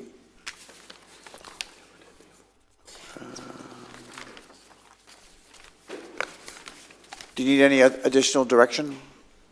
No, just you're ready for a motion and a vote. Okay, so I would, I'll make that motion. so we have a motion from the Vice Mayor. Please say the name. I'm sorry? The motion. For Susan. To I'll appoint her. Second, the motion to appoint to. Okay. Any other discussion? Then I would open this up to the public. Are there any members of the public that would like to comment on this item at this time, of course? All right, Celia, let's have it. Yes, thank you. First of Celia Puglisi, 91 in Palm Coast. First of all, thank you to all these volunteers, and I appreciate not only that, in this election year, I have to appreciate whether we agree or not to all those that run from candidates that run, because it's a very hard work, and it takes up a lot of labor to do that. So I appreciate them all, including these people for the committee. I totally agree with the first lady that the city needs to concentrate. Sometimes I see those flowers that they plant that are so, they are not really resilient to the type of weather or need of water that we have here. They should plant more perennials, which are native perennials, and that can remain for a long time and be less expensive to us, because I do it in my own garden. I learned a lot in all these years in Palm Coast, which is that lasts better, and some perennials go year after year and go well. And also the city, I would think for the future, well, when you have new developments, make sure that the outside of the development, that is part of the development, like in my HOA, we mow all the Clubhouse Drive, paid by our landscaper. Make sure that when these developments come to you and they have this long road front, the association takes care of maintaining that, so it doesn't cost the city anymore. We have a whole block that we maintain in our HOA about, and that should be for everybody, other than living on the wild and not enforcing that these new divisions and developments make it beautiful on the street, so we don't have to pay for that. One other thing, in the future, the city should start thinking like in Arizona, the rock gardenings, other than having all these green, hard to maintain sods, right? The city could have plants here and there, and an irrigation just for the plants like they do in Arizona, like they have one head on each plant, and our crews don't have to mow. It will be river rock or another resilient type of rock, could not be mulch. And that works great, I see in Arizona. You don't see the crews mowing. They go here and there picking some weeds that might come, but that's all. You hardly see crews. It's very inexpensive. And the city needs to change to that type of gardening, which is resilient for it doesn't need so much water and doesn't need so much care and pays off. Might cost the river rock or the type of rock you will decide to use, which is cheaper in this area, but you don't have to pay labor anymore. Thank you. Any other comments from the public today? So with that, we have a motion and a second. All in favor, please signify by saying aye. Aye. Aye. Are there any opposed? Does the clerk have the count? Motion passes unanimously. Thank you. And we have one last appointment today. Yes, Chief? thank you.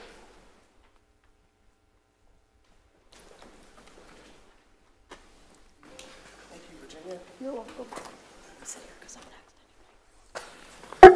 Good morning, Mayor and Council. So today, the final appointment that we have is to appoint one member to the Volunteer Firefighters Pension Board. I'm going to ask the candidates Patrick Del Sordo, Patrick Giuliano, Howard Pfeiffer, Donna, and Paul Thorne to please see Christy in the back so that we can do this process where we talk to one while the other two wait out. Donna Stansel was also on our list, but since she's been appointed to the Stormwater Committee, she's ineligible for appointment to this board. Patrick Del Sordo will be our first candidate, and we'll have 3 minutes for you to interview him. He's the incumbent, and his term expires May the 1st. And these are 2-year terms. There's no term limits. This board is comprised of 2 members appointed by City Council, 2 members voted on by the majority of the people involved in the plan, and 1 is appointed by the remaining members of the board. So with that being said, I'll go ahead and give you Patrick for 3 minutes. Good morning. Good morning, Mr. Mayor, Board.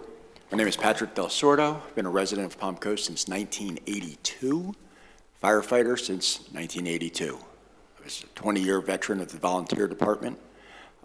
We did not have a board like this. We did not have a pension set up for the firefighters back then. We did it because we loved it.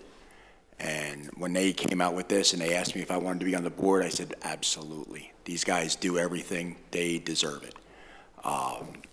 And for a year and a half ago, we voted to have a staggered vote of board members because everybody was all up for re-election at the same time, or reappointment at the same time.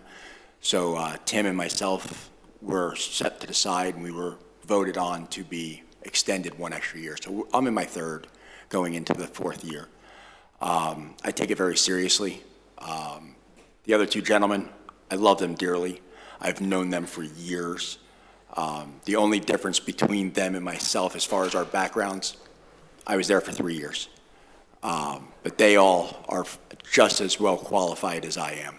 They are great fellas. I've known them for many, many years. Basically, it's something that I've done my whole life. I've been a part of firefighter service. I still, to this day, do everything I can to help firefighters. Chief and I go a little ways back. We talk every chance we get. Mr. Alphin, you know, we've talked several times. It's in my blood. I'm a firefighter, true and true. Thank you. Thank you for your presentation. Appreciate that. Yes, sir. Questions? I have none. I have a question. Sorry. First of all, thank you for your service, long time, and I appreciate it. My only question would be, you're an incumbent, so is there anything that you're currently working on that you feel could be disrupted if you're not reelected to this position? There's, every 3 months when we have our meetings, it's always something new. There's nothing really pending at the moment. Everything that has been tabled more than once, basically because we're waiting on somebody else's reports to come back to us, and that usually takes a little extra time, primarily in the financial departments, in the backgrounds.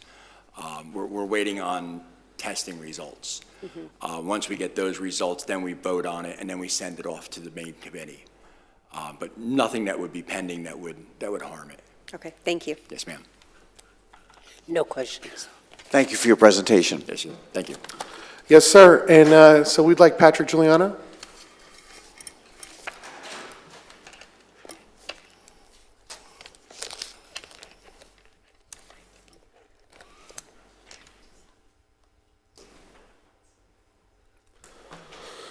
Nobody's going to do a joke on the quilt. No, Kilt. I didn't bring the kilt this morning. So, good morning, Mayor and Council. Patrick Giuliano. I'm now a 19-year resident of Palm Coast, and since 2006, I've been both a volunteer and a career firefighter for the city of Palm Coast. This subject matter is something I've researched a lot over my previous role as president of the Palm Coast Professional Firefighters, where I've become extremely knowledgeable in Chapter 175, Florida Municipal Pension, what this is.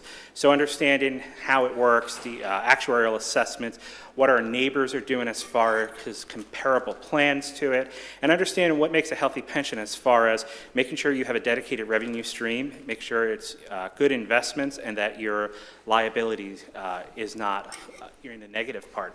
So typically they say anything above 80%, like FRS, is a pretty good healthy pension. So as a administrator or as a trustee to that, you're looking for that to ensure that the pension is remaining healthy and that you are being a good steward of that asset. For me, I think most of you all know me, and I've been very active in our community, and yes, I wear many hats and sometimes a kilt. So I would appreciate the opportunity coming in front of you, and happy to answer any questions. Questions for Mr. Giuliano? Just one. Again, want to extend my gratitude not only for your service in the fire department, but just for everything you do for our community. It's always great to see you at so many of our events and contributing the way you do. Do you feel you have any conflict of interest in representing the Volunteer Pension Board, considering you did represent the union for so long? And they are different, your career firefighter and your volunteer firefighter. Right. No, I don't think I don't personally have a conflict. What we want to do is look at it objectively and make sure that the plan is being administered according to the law and that we're following what the statute asks us to do, and being a good steward of that public asset. Thank you. And along those lines, do you feel you have enough time? Because you're a pretty busy guy as it is. I just want to make sure I do you're stay busy, but comfortable. this is- Should I ask your boss? Yeah. No, because then he'll give me more work too. Okay. I know I stay pretty busy, but I also balance everything out to make sure that I do have the time to commit to it. This is And the something that's commitment for this position is? There's 4 meetings a year, and they're usually anywhere from an hour to 3 hours. Good. Asked to answer. Thank you. Very good. I don't have any other any question? I'd just like to say thank you so much for your service, and thank you so much for your commitment to the community and all that you do to be there. Thank you. Thank you. I appreciate you. Okay. And any comments from the public at this time? No, sir, there's one more candidate. Yeah. Okay. So, Howard?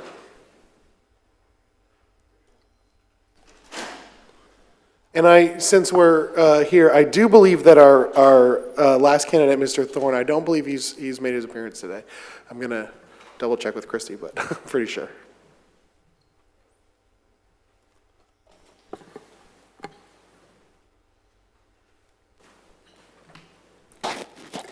Mayor, Council, my name is Howard Pfeiffer. A little background, I've been in emergency services for 66 years, both in career and volunteer, both in New York and both in the state of Florida. On this pension board, I feel that it's very important for us to recognize the civil servants that we have in our city. And it was originally, the length of service program was originally established for recognizing and retaining volunteer firefighters in the Northeast. And it has very good background because the funding that comes from this program comes from insurance companies that underwrite homeowners' policies, and 2% of that policy goes towards the League of Cities in the state of Florida, which disperses these funds out to eligible communities that have voted to do a pension program. I'm very adamant about recognizing those folks that serve our communities and hopefully be able to assist in any way I can to see that the program is presented and carried out the way it should be so that we can recognize these folks, because that's what basically it's all about. And basically, that's my point. I've been in it a long time. I recognize that a lot of times people are not recognized, and in order to gain the pension, you must perform a certain amount of work to be eligible to get that at the time of retirement. So with that being said, thank you for your attention. Thank you for your presentation. Questions? No questions. No questions. No, thank you. No, thank you.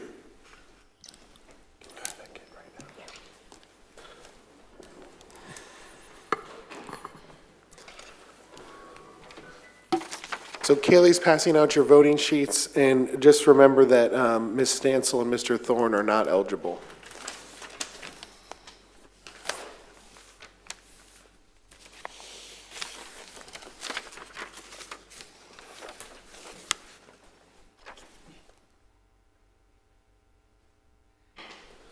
And if I may, Mayor, while all three candidates are back in the room, I just want to thank them very much for raising their hand.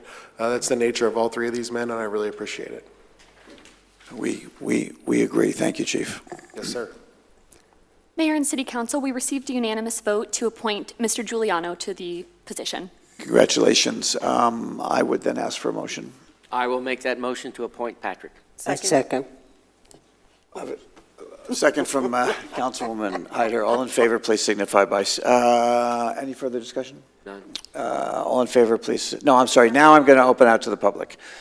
Are there any members of the public that would like to comment on this item at this time? Seeing no one come forward, I'll close public comment. Any additional discussion on the dais? All in favor, please signify by saying aye. Aye. Aye. Are there any opposed? The motion Does the passes clerk have the unanimously. count? Thank you. Thank you, Chief. Thanks, sir. Thank you, Virginia. We now move to item H on the agenda today, which is ordinances of the first read. So, Counselor, hold on just a second, then I'll have you read that in. Let me clear the room.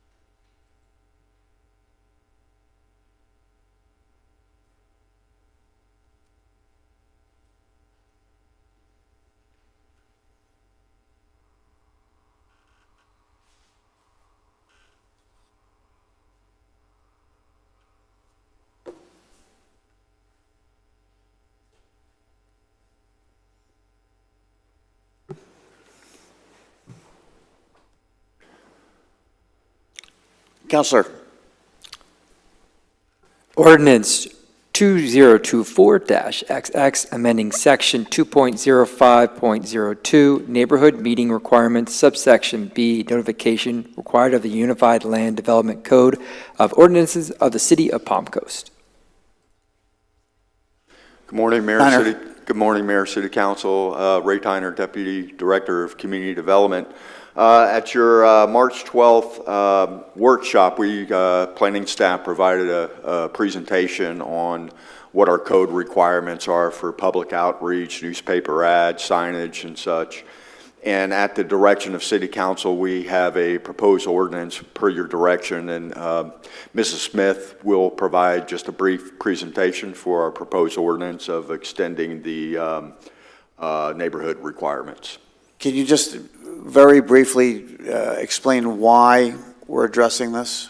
Well, we went and we provided a presentation, and then, you know, our current neighborhood requirements are 300 feet, and City Council consensus wanted us to bring back a new ordinance extending that to 300 to 500 feet, which would widen, which would provide more opportunity for our citizens to attend those neighborhood meetings. Yes, sir. Mayor, City Council, Virginia Smith. This is just a first reading of the ordinance, and as Ray stated, council requested we adopt an ordinance to amend it from 300 feet to 500 feet to allow a larger area of notification to our property owners. So staff does recommend adopting the ordinance to amend adopting ordinance of the City Council of the City of Palm Coast relating to Chapter 2, Review, Authority, Enforcement, and Procedures, amending Section 2.05.02, Neighborhood Meeting Requirements, subsection B, notification required under the Unified Land Development Code of the Ordinances of the City of Palm Coast. Thank you. Very good. Pretty straightforward. Are there questions? My only question is, you know, is 500 arbitrary? I don't know. It's I think we went better. through this. It's better. I'm good with it. I'm not sure there's any science behind this. 501? Yeah, no, I think this is the right move. It provides more transparency, and I think we've seen other cities that are comparable to us that do this area as well, so. No comment at this time. Very good. If there are no questions from staff, then I would open this up for public comment. Celia?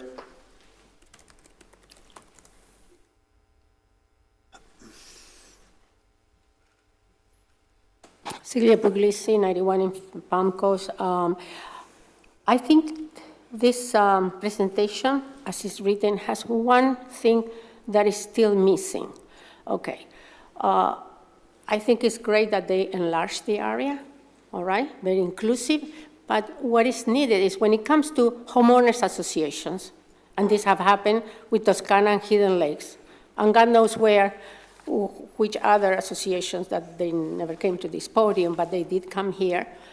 Darlene Shelley, commenting about that, is that the developer, which is the one that's supposed to send that, under the instructions of the city, I believe, only sent to the association, when it has an HOA, the association, the HOA, the information. You know, no HOAs work 24/7 because it's expensive. No HOAs might be the management concerned about these owners receiving this notification. So I think in this particular new resolution should be added that when it comes to HOA, they don't send it to the HOA. They send it to an HOA that had an old address. The affected people in Hidden Lakes and Toscana did not receive their communications, so most of them didn't go to the meeting. And the thing is that what is needed to be added here is that whether you are on an HOA or not, all homes, including within those 500 feet, which is very positive and inclusive, all, whether they are in HOAs or not, all those owners those homes need to be identified, and those people, whether in a homeowners association or not, they need to receive these communications. Do not send these communications to HOAs, because this homeowners association, sometimes they don't have a 24/7 manager working in there, and these owners won't receive it. It's very important that all affected owners, whether they are part of a homeowners association, gated community or not, gated, they need to receive this communication. It's vital. Happened with Hidden Lakes, with Darlene Shiley that came here and complained about that. They didn't receive that. So please, let's include all residents affected within the 500 feet. Thank you. City Council, we had this discussion somewhat at the last workshop, and just to summarize, part of our process is utilizing the property appraiser addressing. So that is a known address of who we send that to, and it goes directly to the homeowner association. We can't control, what that homeowner association does, but I do, that is a way that we are consistent and doesn't open us up for challenging or any subjectivity. So those addresses that we do within that 300 and now going to be a 500 radius search, those are the addresses that we send directly, or the applicant sends directly to those. To each individual dwelling unit address? Each individual dwelling, individual address, and if there's an association or common area property, that will go to that address. Got it. Yes, sir. Okay. Questions for staff on this? I have none. No, thank you for that clarification for the public. You're welcome. Thank you for the presentation. Then I would open up for the public. Actually, I guess we already did that. I'll make a motion to approve. I'll second it. Okay, we have a motion from Councilwoman Pontieri and a second from Vice Mayor Danko. All in favor, please signify by saying aye. Aye. Aye. Are there any opposed? The motion passes unanimously. We now move to the resolution section of the agenda today. So Resolution 11. Resolution 2024-XX, approving amending Resolution 2009-114 by increasing the land development site permitting and inspection fees, amending Resolution 2004-44 by increasing the rental registration fees. Thank you, Mayor, City Council. Again, Ray Tyner, Deputy Director of Community Development. At your last workshop, we provided Mr. Wynn provided a presentation on updating our fees for development fees, and those are associated with site plan applications, subdivision applications. Those are all related to planning, site development related applications, not related to building permits. So we are here today. We did get some great feedback from City Council, and Mr. Wynn will have a brief presentation for this resolution. Good morning, Mayor and City Council members. Last week, we presented to you that the land development site permitting and inspection, also the rental registration fee have remained flat over 14 years. So what our proposal to you last week was that we're going to propose using the consumer price index and equate it to reflecting the 43.4% over those years. And we also introduced a few new fees that are in administrative nature. And from last workshop, you basically request that we included every 5 years to have the application, these fees updated. So we include that in the resolution under section 2D. So with that, I would ask for your approval of this resolution to increase the fees. Questions? I have none. I think we flushed out most of the items last time. I think we did. Good. Questions? No questions. Let me open up the item for the public. Are there any members of the public that would like to comment on this agenda item at this time? Yes, ma'am.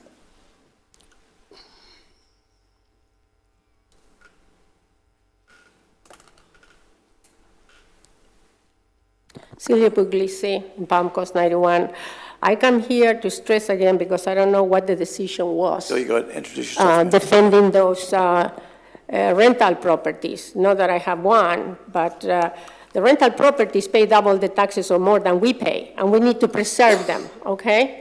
Because you make a lot of money. Better say the county, because our break with the county in Alvalorin is 42.24 still. But anyway, they come up with it's very beneficial to the city, the rental properties. They don't have tax homestead exemption. So going from 5 to 35, I hope was the decision, because somebody asked to go up to 50. I pretty understand that, that could be interesting, but it will be, already I saw on social media people complaining about that. Oh, 50, oh my God, So they're all even complaining about 35. We need to protect those people that don't have homestead exemption, because they really contribute to our taxes. So let's be don't too harsh on them, that's all. Thank you for your comment. Any other members of the public? Seeing none, I'll come back and, we already have a motion, right? Not quite. No, not quite. Go ahead. I'll make that motion. Is there a second? Okay, state the motion for me. I'll make the motion to adopt this resolution. What number is it? 35. I'm sorry? Go ahead. Yeah, what number is it? I'm looking for the resolution. Is it 2009-114? Yes. Correct.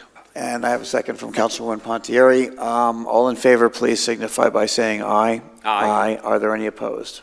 The motion passes unanimously. Thank you. Next item is Resolution I-12. Counselor? Resolution 2024XX approving Somerset Phase 1 Final Plat, application number .5540. Thank you, Mayor, City Council. We have Estelle Lenz, our planner, and our site development manager, and our engineer, Dennis Leap, will be providing the staff presentation for this resolution. Hi, good morning, Mayor and council members. Estelle, planner with the city. The first project is the final plat for Somerset Phase 1. This project, Somerset Phase 1, is a 47.8 acre site, and it is located on the west side of US 1, approximately 2.19 miles north of Palm Coast Parkway. The future land use map designation of the property is DRI mixed use, and the zoning is MPD. Somerset Phase 1 is part of the Palm Coast Park MPD, and a little history is that the DRI was originally adopted in 2008 and was most recently amended. The 9th Amendment was in last year, 2023. The MPD, the zoning, was originally approved in 2008 with all portions of the MPD adopted in 2011. And the 5th Amendment to the MPD was in November of 2023. This tract of the MPD of Palm Coast Park has always been residential. The background of this project is the subdivision master plan was approved by the Planning and Land Development Regulation Board in March of 2022. The preliminary plat was approved in January 2023, and the infrastructure construction started in February 2023. These are some construction photos. We've got the entrance monument on the upper left, a lift station on lower left, roadways upper right, and a pond upper right, and a pond on the lower right. The plat is for 125 single-family residential lots consisting of 12 tracts. The total will be 418 lots. A performance bond estimate for the infrastructure, which has not yet been completed, in the amount of $304,468.80 has been received and found acceptable. And the recommendation is that City Council adopt a resolution approving the final plat for Somerset Phase 1 and authorizing the mayor to execute the plat and staff to issue a final plat development order for application 5540.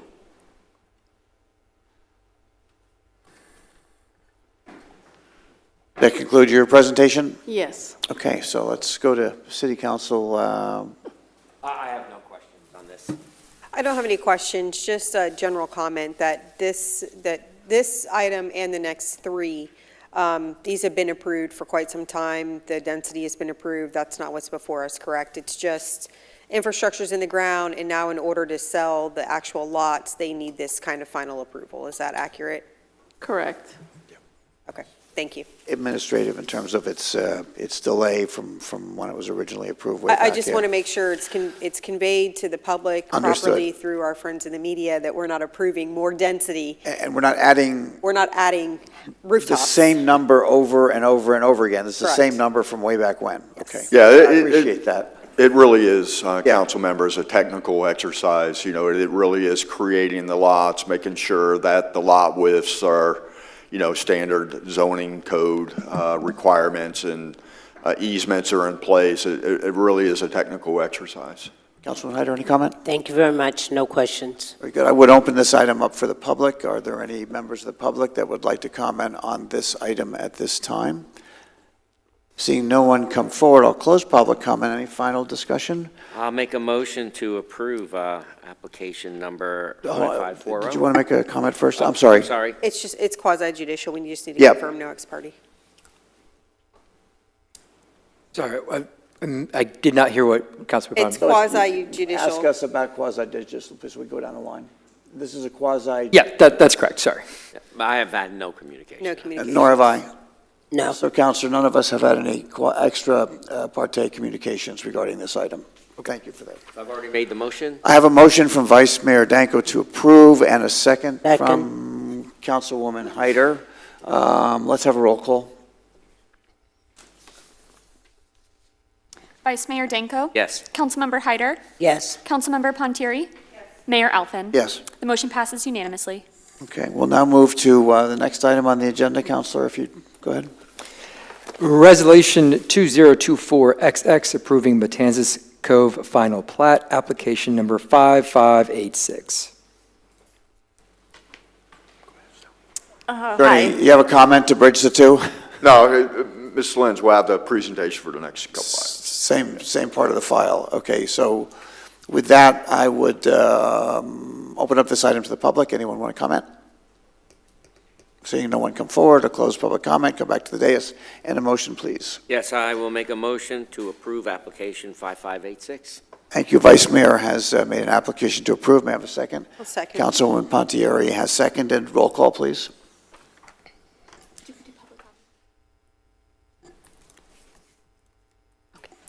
Vice Mayor Danko? Yes. Councilmember Hyder? Yes. Councilmember Pontieri? Yes. Mayor Alfin? Yes. The motion passes unanimously. Okay, and the hat trick in this series.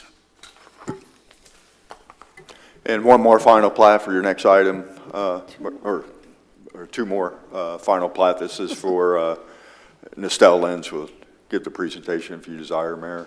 Colbert Landings Phase 1 final plat. Did you want me to run through the presentation for this one? I don't need it. Anyone have any questions? Just a general comment. If you look at this plat, and I think it's important to point out, just because of where it's going, this is less than one lot per acre. There's quite a lot of conservation, so I know that's been a concern for a lot of our residents, and this is one of those projects where we've really been mindful of that, so I'm excited to see this type of development in our I community. appreciate the comment. Thank you. Councilwoman Hyder? No comments at this time, thank you. Okay, then I would open up this item to the public. Are there any members of the public that would like to comment on this item at this time? Yes, ma'am.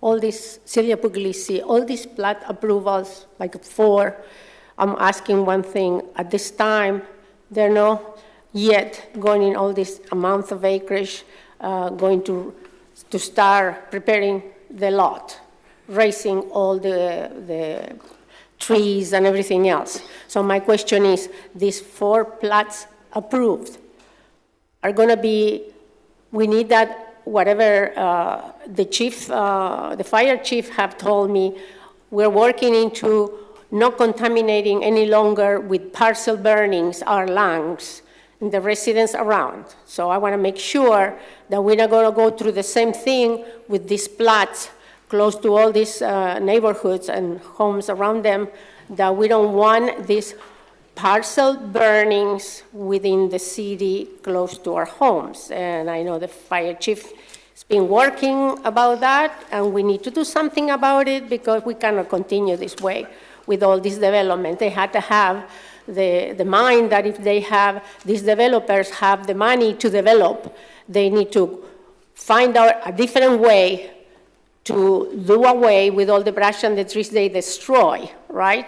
And also they will burn the wildlife on it as well. So I asked for that, and we need to have that so we can no longer endure contaminating our lungs, including that was one time, there was a football or whatever game on the high school, and they have to close down, interrupt that. It was all over the news a while ago because of the parcel burning. This is not good for us, okay? If developers come here to make a good money, a good revenue, they should not force us to endure this health risk for us. So you make money the right way without affecting the existing residents. Thank you. Thank you. Any other public comment? So we'll come back to the dais. I have no comments. Just really quickly, did staff want to comment? Because I know the land has actually already been cleared. We actually have infrastructure in the ground at this point, but was there any comment that wanted to be made? That was, I was just going to answer that. You know, at this stage of the game, on your final plat, the land's cleared. You saw some of the photos, you know, a lot of the infrastructure is already in place. So that, as you can see in the photos, that's already been taken care of. And I can represent that an ordinance is being worked on right now for the burning. Correct. But that's not part of what we're... No, No, it's but not. it is in the works. Staff is working on that. Good. Okay, with that then, I'll make a motion to approve application number 5549. Vice Mayor has made a motion to approve. May I have a second? Second. Councilwoman Pontieri, Councilwoman Hyder has seconded. Okay. Any further discussion? All in favor? No, let's do a roll call. Vice Mayor Danko? Yes. Councilmember Hyder? Yes. Councilmember Pontieri? Yes. Mayor Alfin? Yes. Motion passes unanimously. Very good. Mayor, we have one more plat. It's for Flagler Village Phase 1. You have your, you know, was in our staff report, so we're here to answer any questions if you have any. Questions or comments? We just kind of went through this. It's pretty straightforward, right? Yeah. Councilwoman Hyder, any comments or questions? Okay, let's go ahead and open it up for the public. Any members of the public like to comment on this agenda item at this time? Seeing no one come forward, I'll close public comment. Did you want to make a comment about the status? Same. No, Just reinforce what we said before, I think. Yeah, I mean, this is the same. It seems this has been in the works for quite some time, just, you know, not adding density, but kind of getting that final approval so lots can be sold. And I will say, I know coming before council soon from staff is kind of a report of what development is coming before us in conjunction with road improvements so that we can make sure we're facilitating traffic properly and trying to make the development and the street improvements kind of coincide as best as possible for the public. It would obviously be very efficient and helpful to the homeowners and those traveling on the streets as well, so very good. Okay, with that, I have a motion and a second. We don't have a motion yet. Did you make the motion? No, I will if you'd like. Go ahead. I thought you made it. I'll make a motion to approve application 5573. I'll second. A second by Councilwoman Pontieri. Now you have it. Now we have it. Any further discussion? No Roll call, please. Vice Mayor Danko? Yes. Councilmember Hyder? Yes. Councilmember Pontieri? Yes. Mayor Alfin? Yes. The motion passes unanimously. And I guess we get down to the next item, Councilor. J16, Resolution 2024-XX, approving piggybacking the City of Ferdinand Beach, Florida contract with TAW Power Systems Incorporated for generating maintenance and repairs. Well, No, hold on a Mayor, second. this is Yeah, hold a on. consent agenda items. Yeah, hold on 1 second.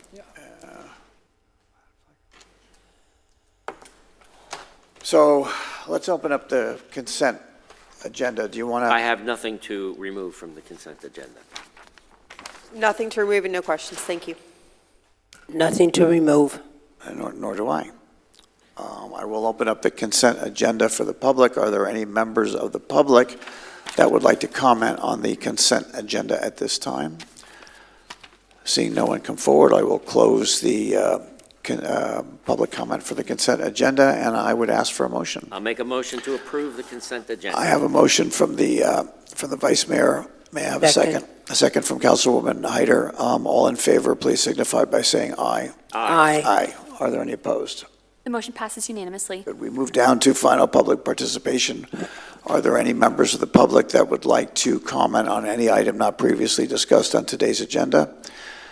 Seeing no one come forward, I'll close public comment, come back to the dais, and City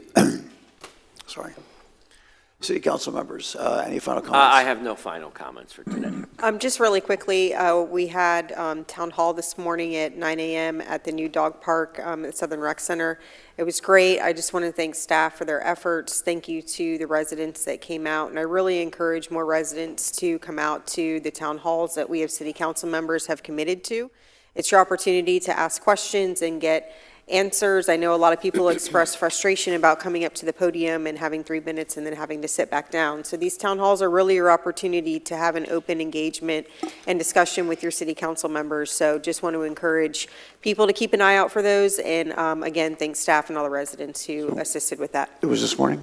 It was Saturday morning this past weekend. This morning. I didn't know how you were in both places. I thought that was really good, though.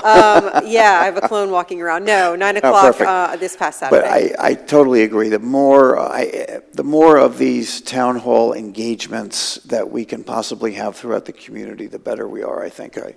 Makes us a Yes, stronger, better Councilwoman council. Pontieri, thank you very much for your town hall. I heard nothing but good things about it. So I do believe that these town halls are effective for our council, and I am looking forward to my first town hall on this coming Friday at the community center from 11 a.m. to 12 p.m.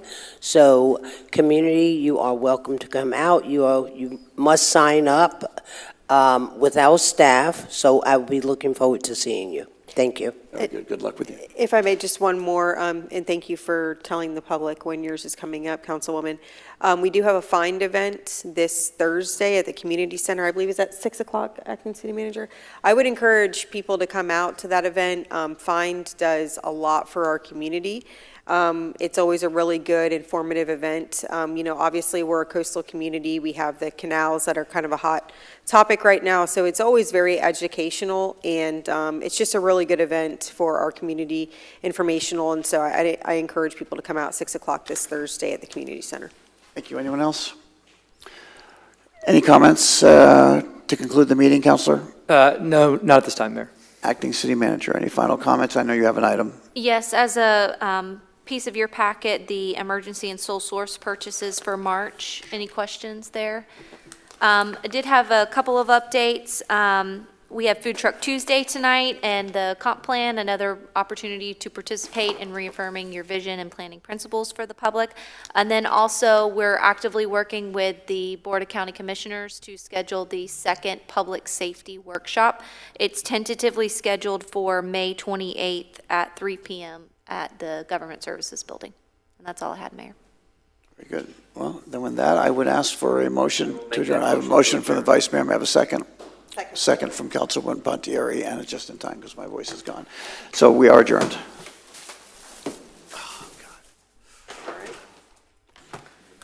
Yeah, should, yeah. Oh, no, no. No, I'm not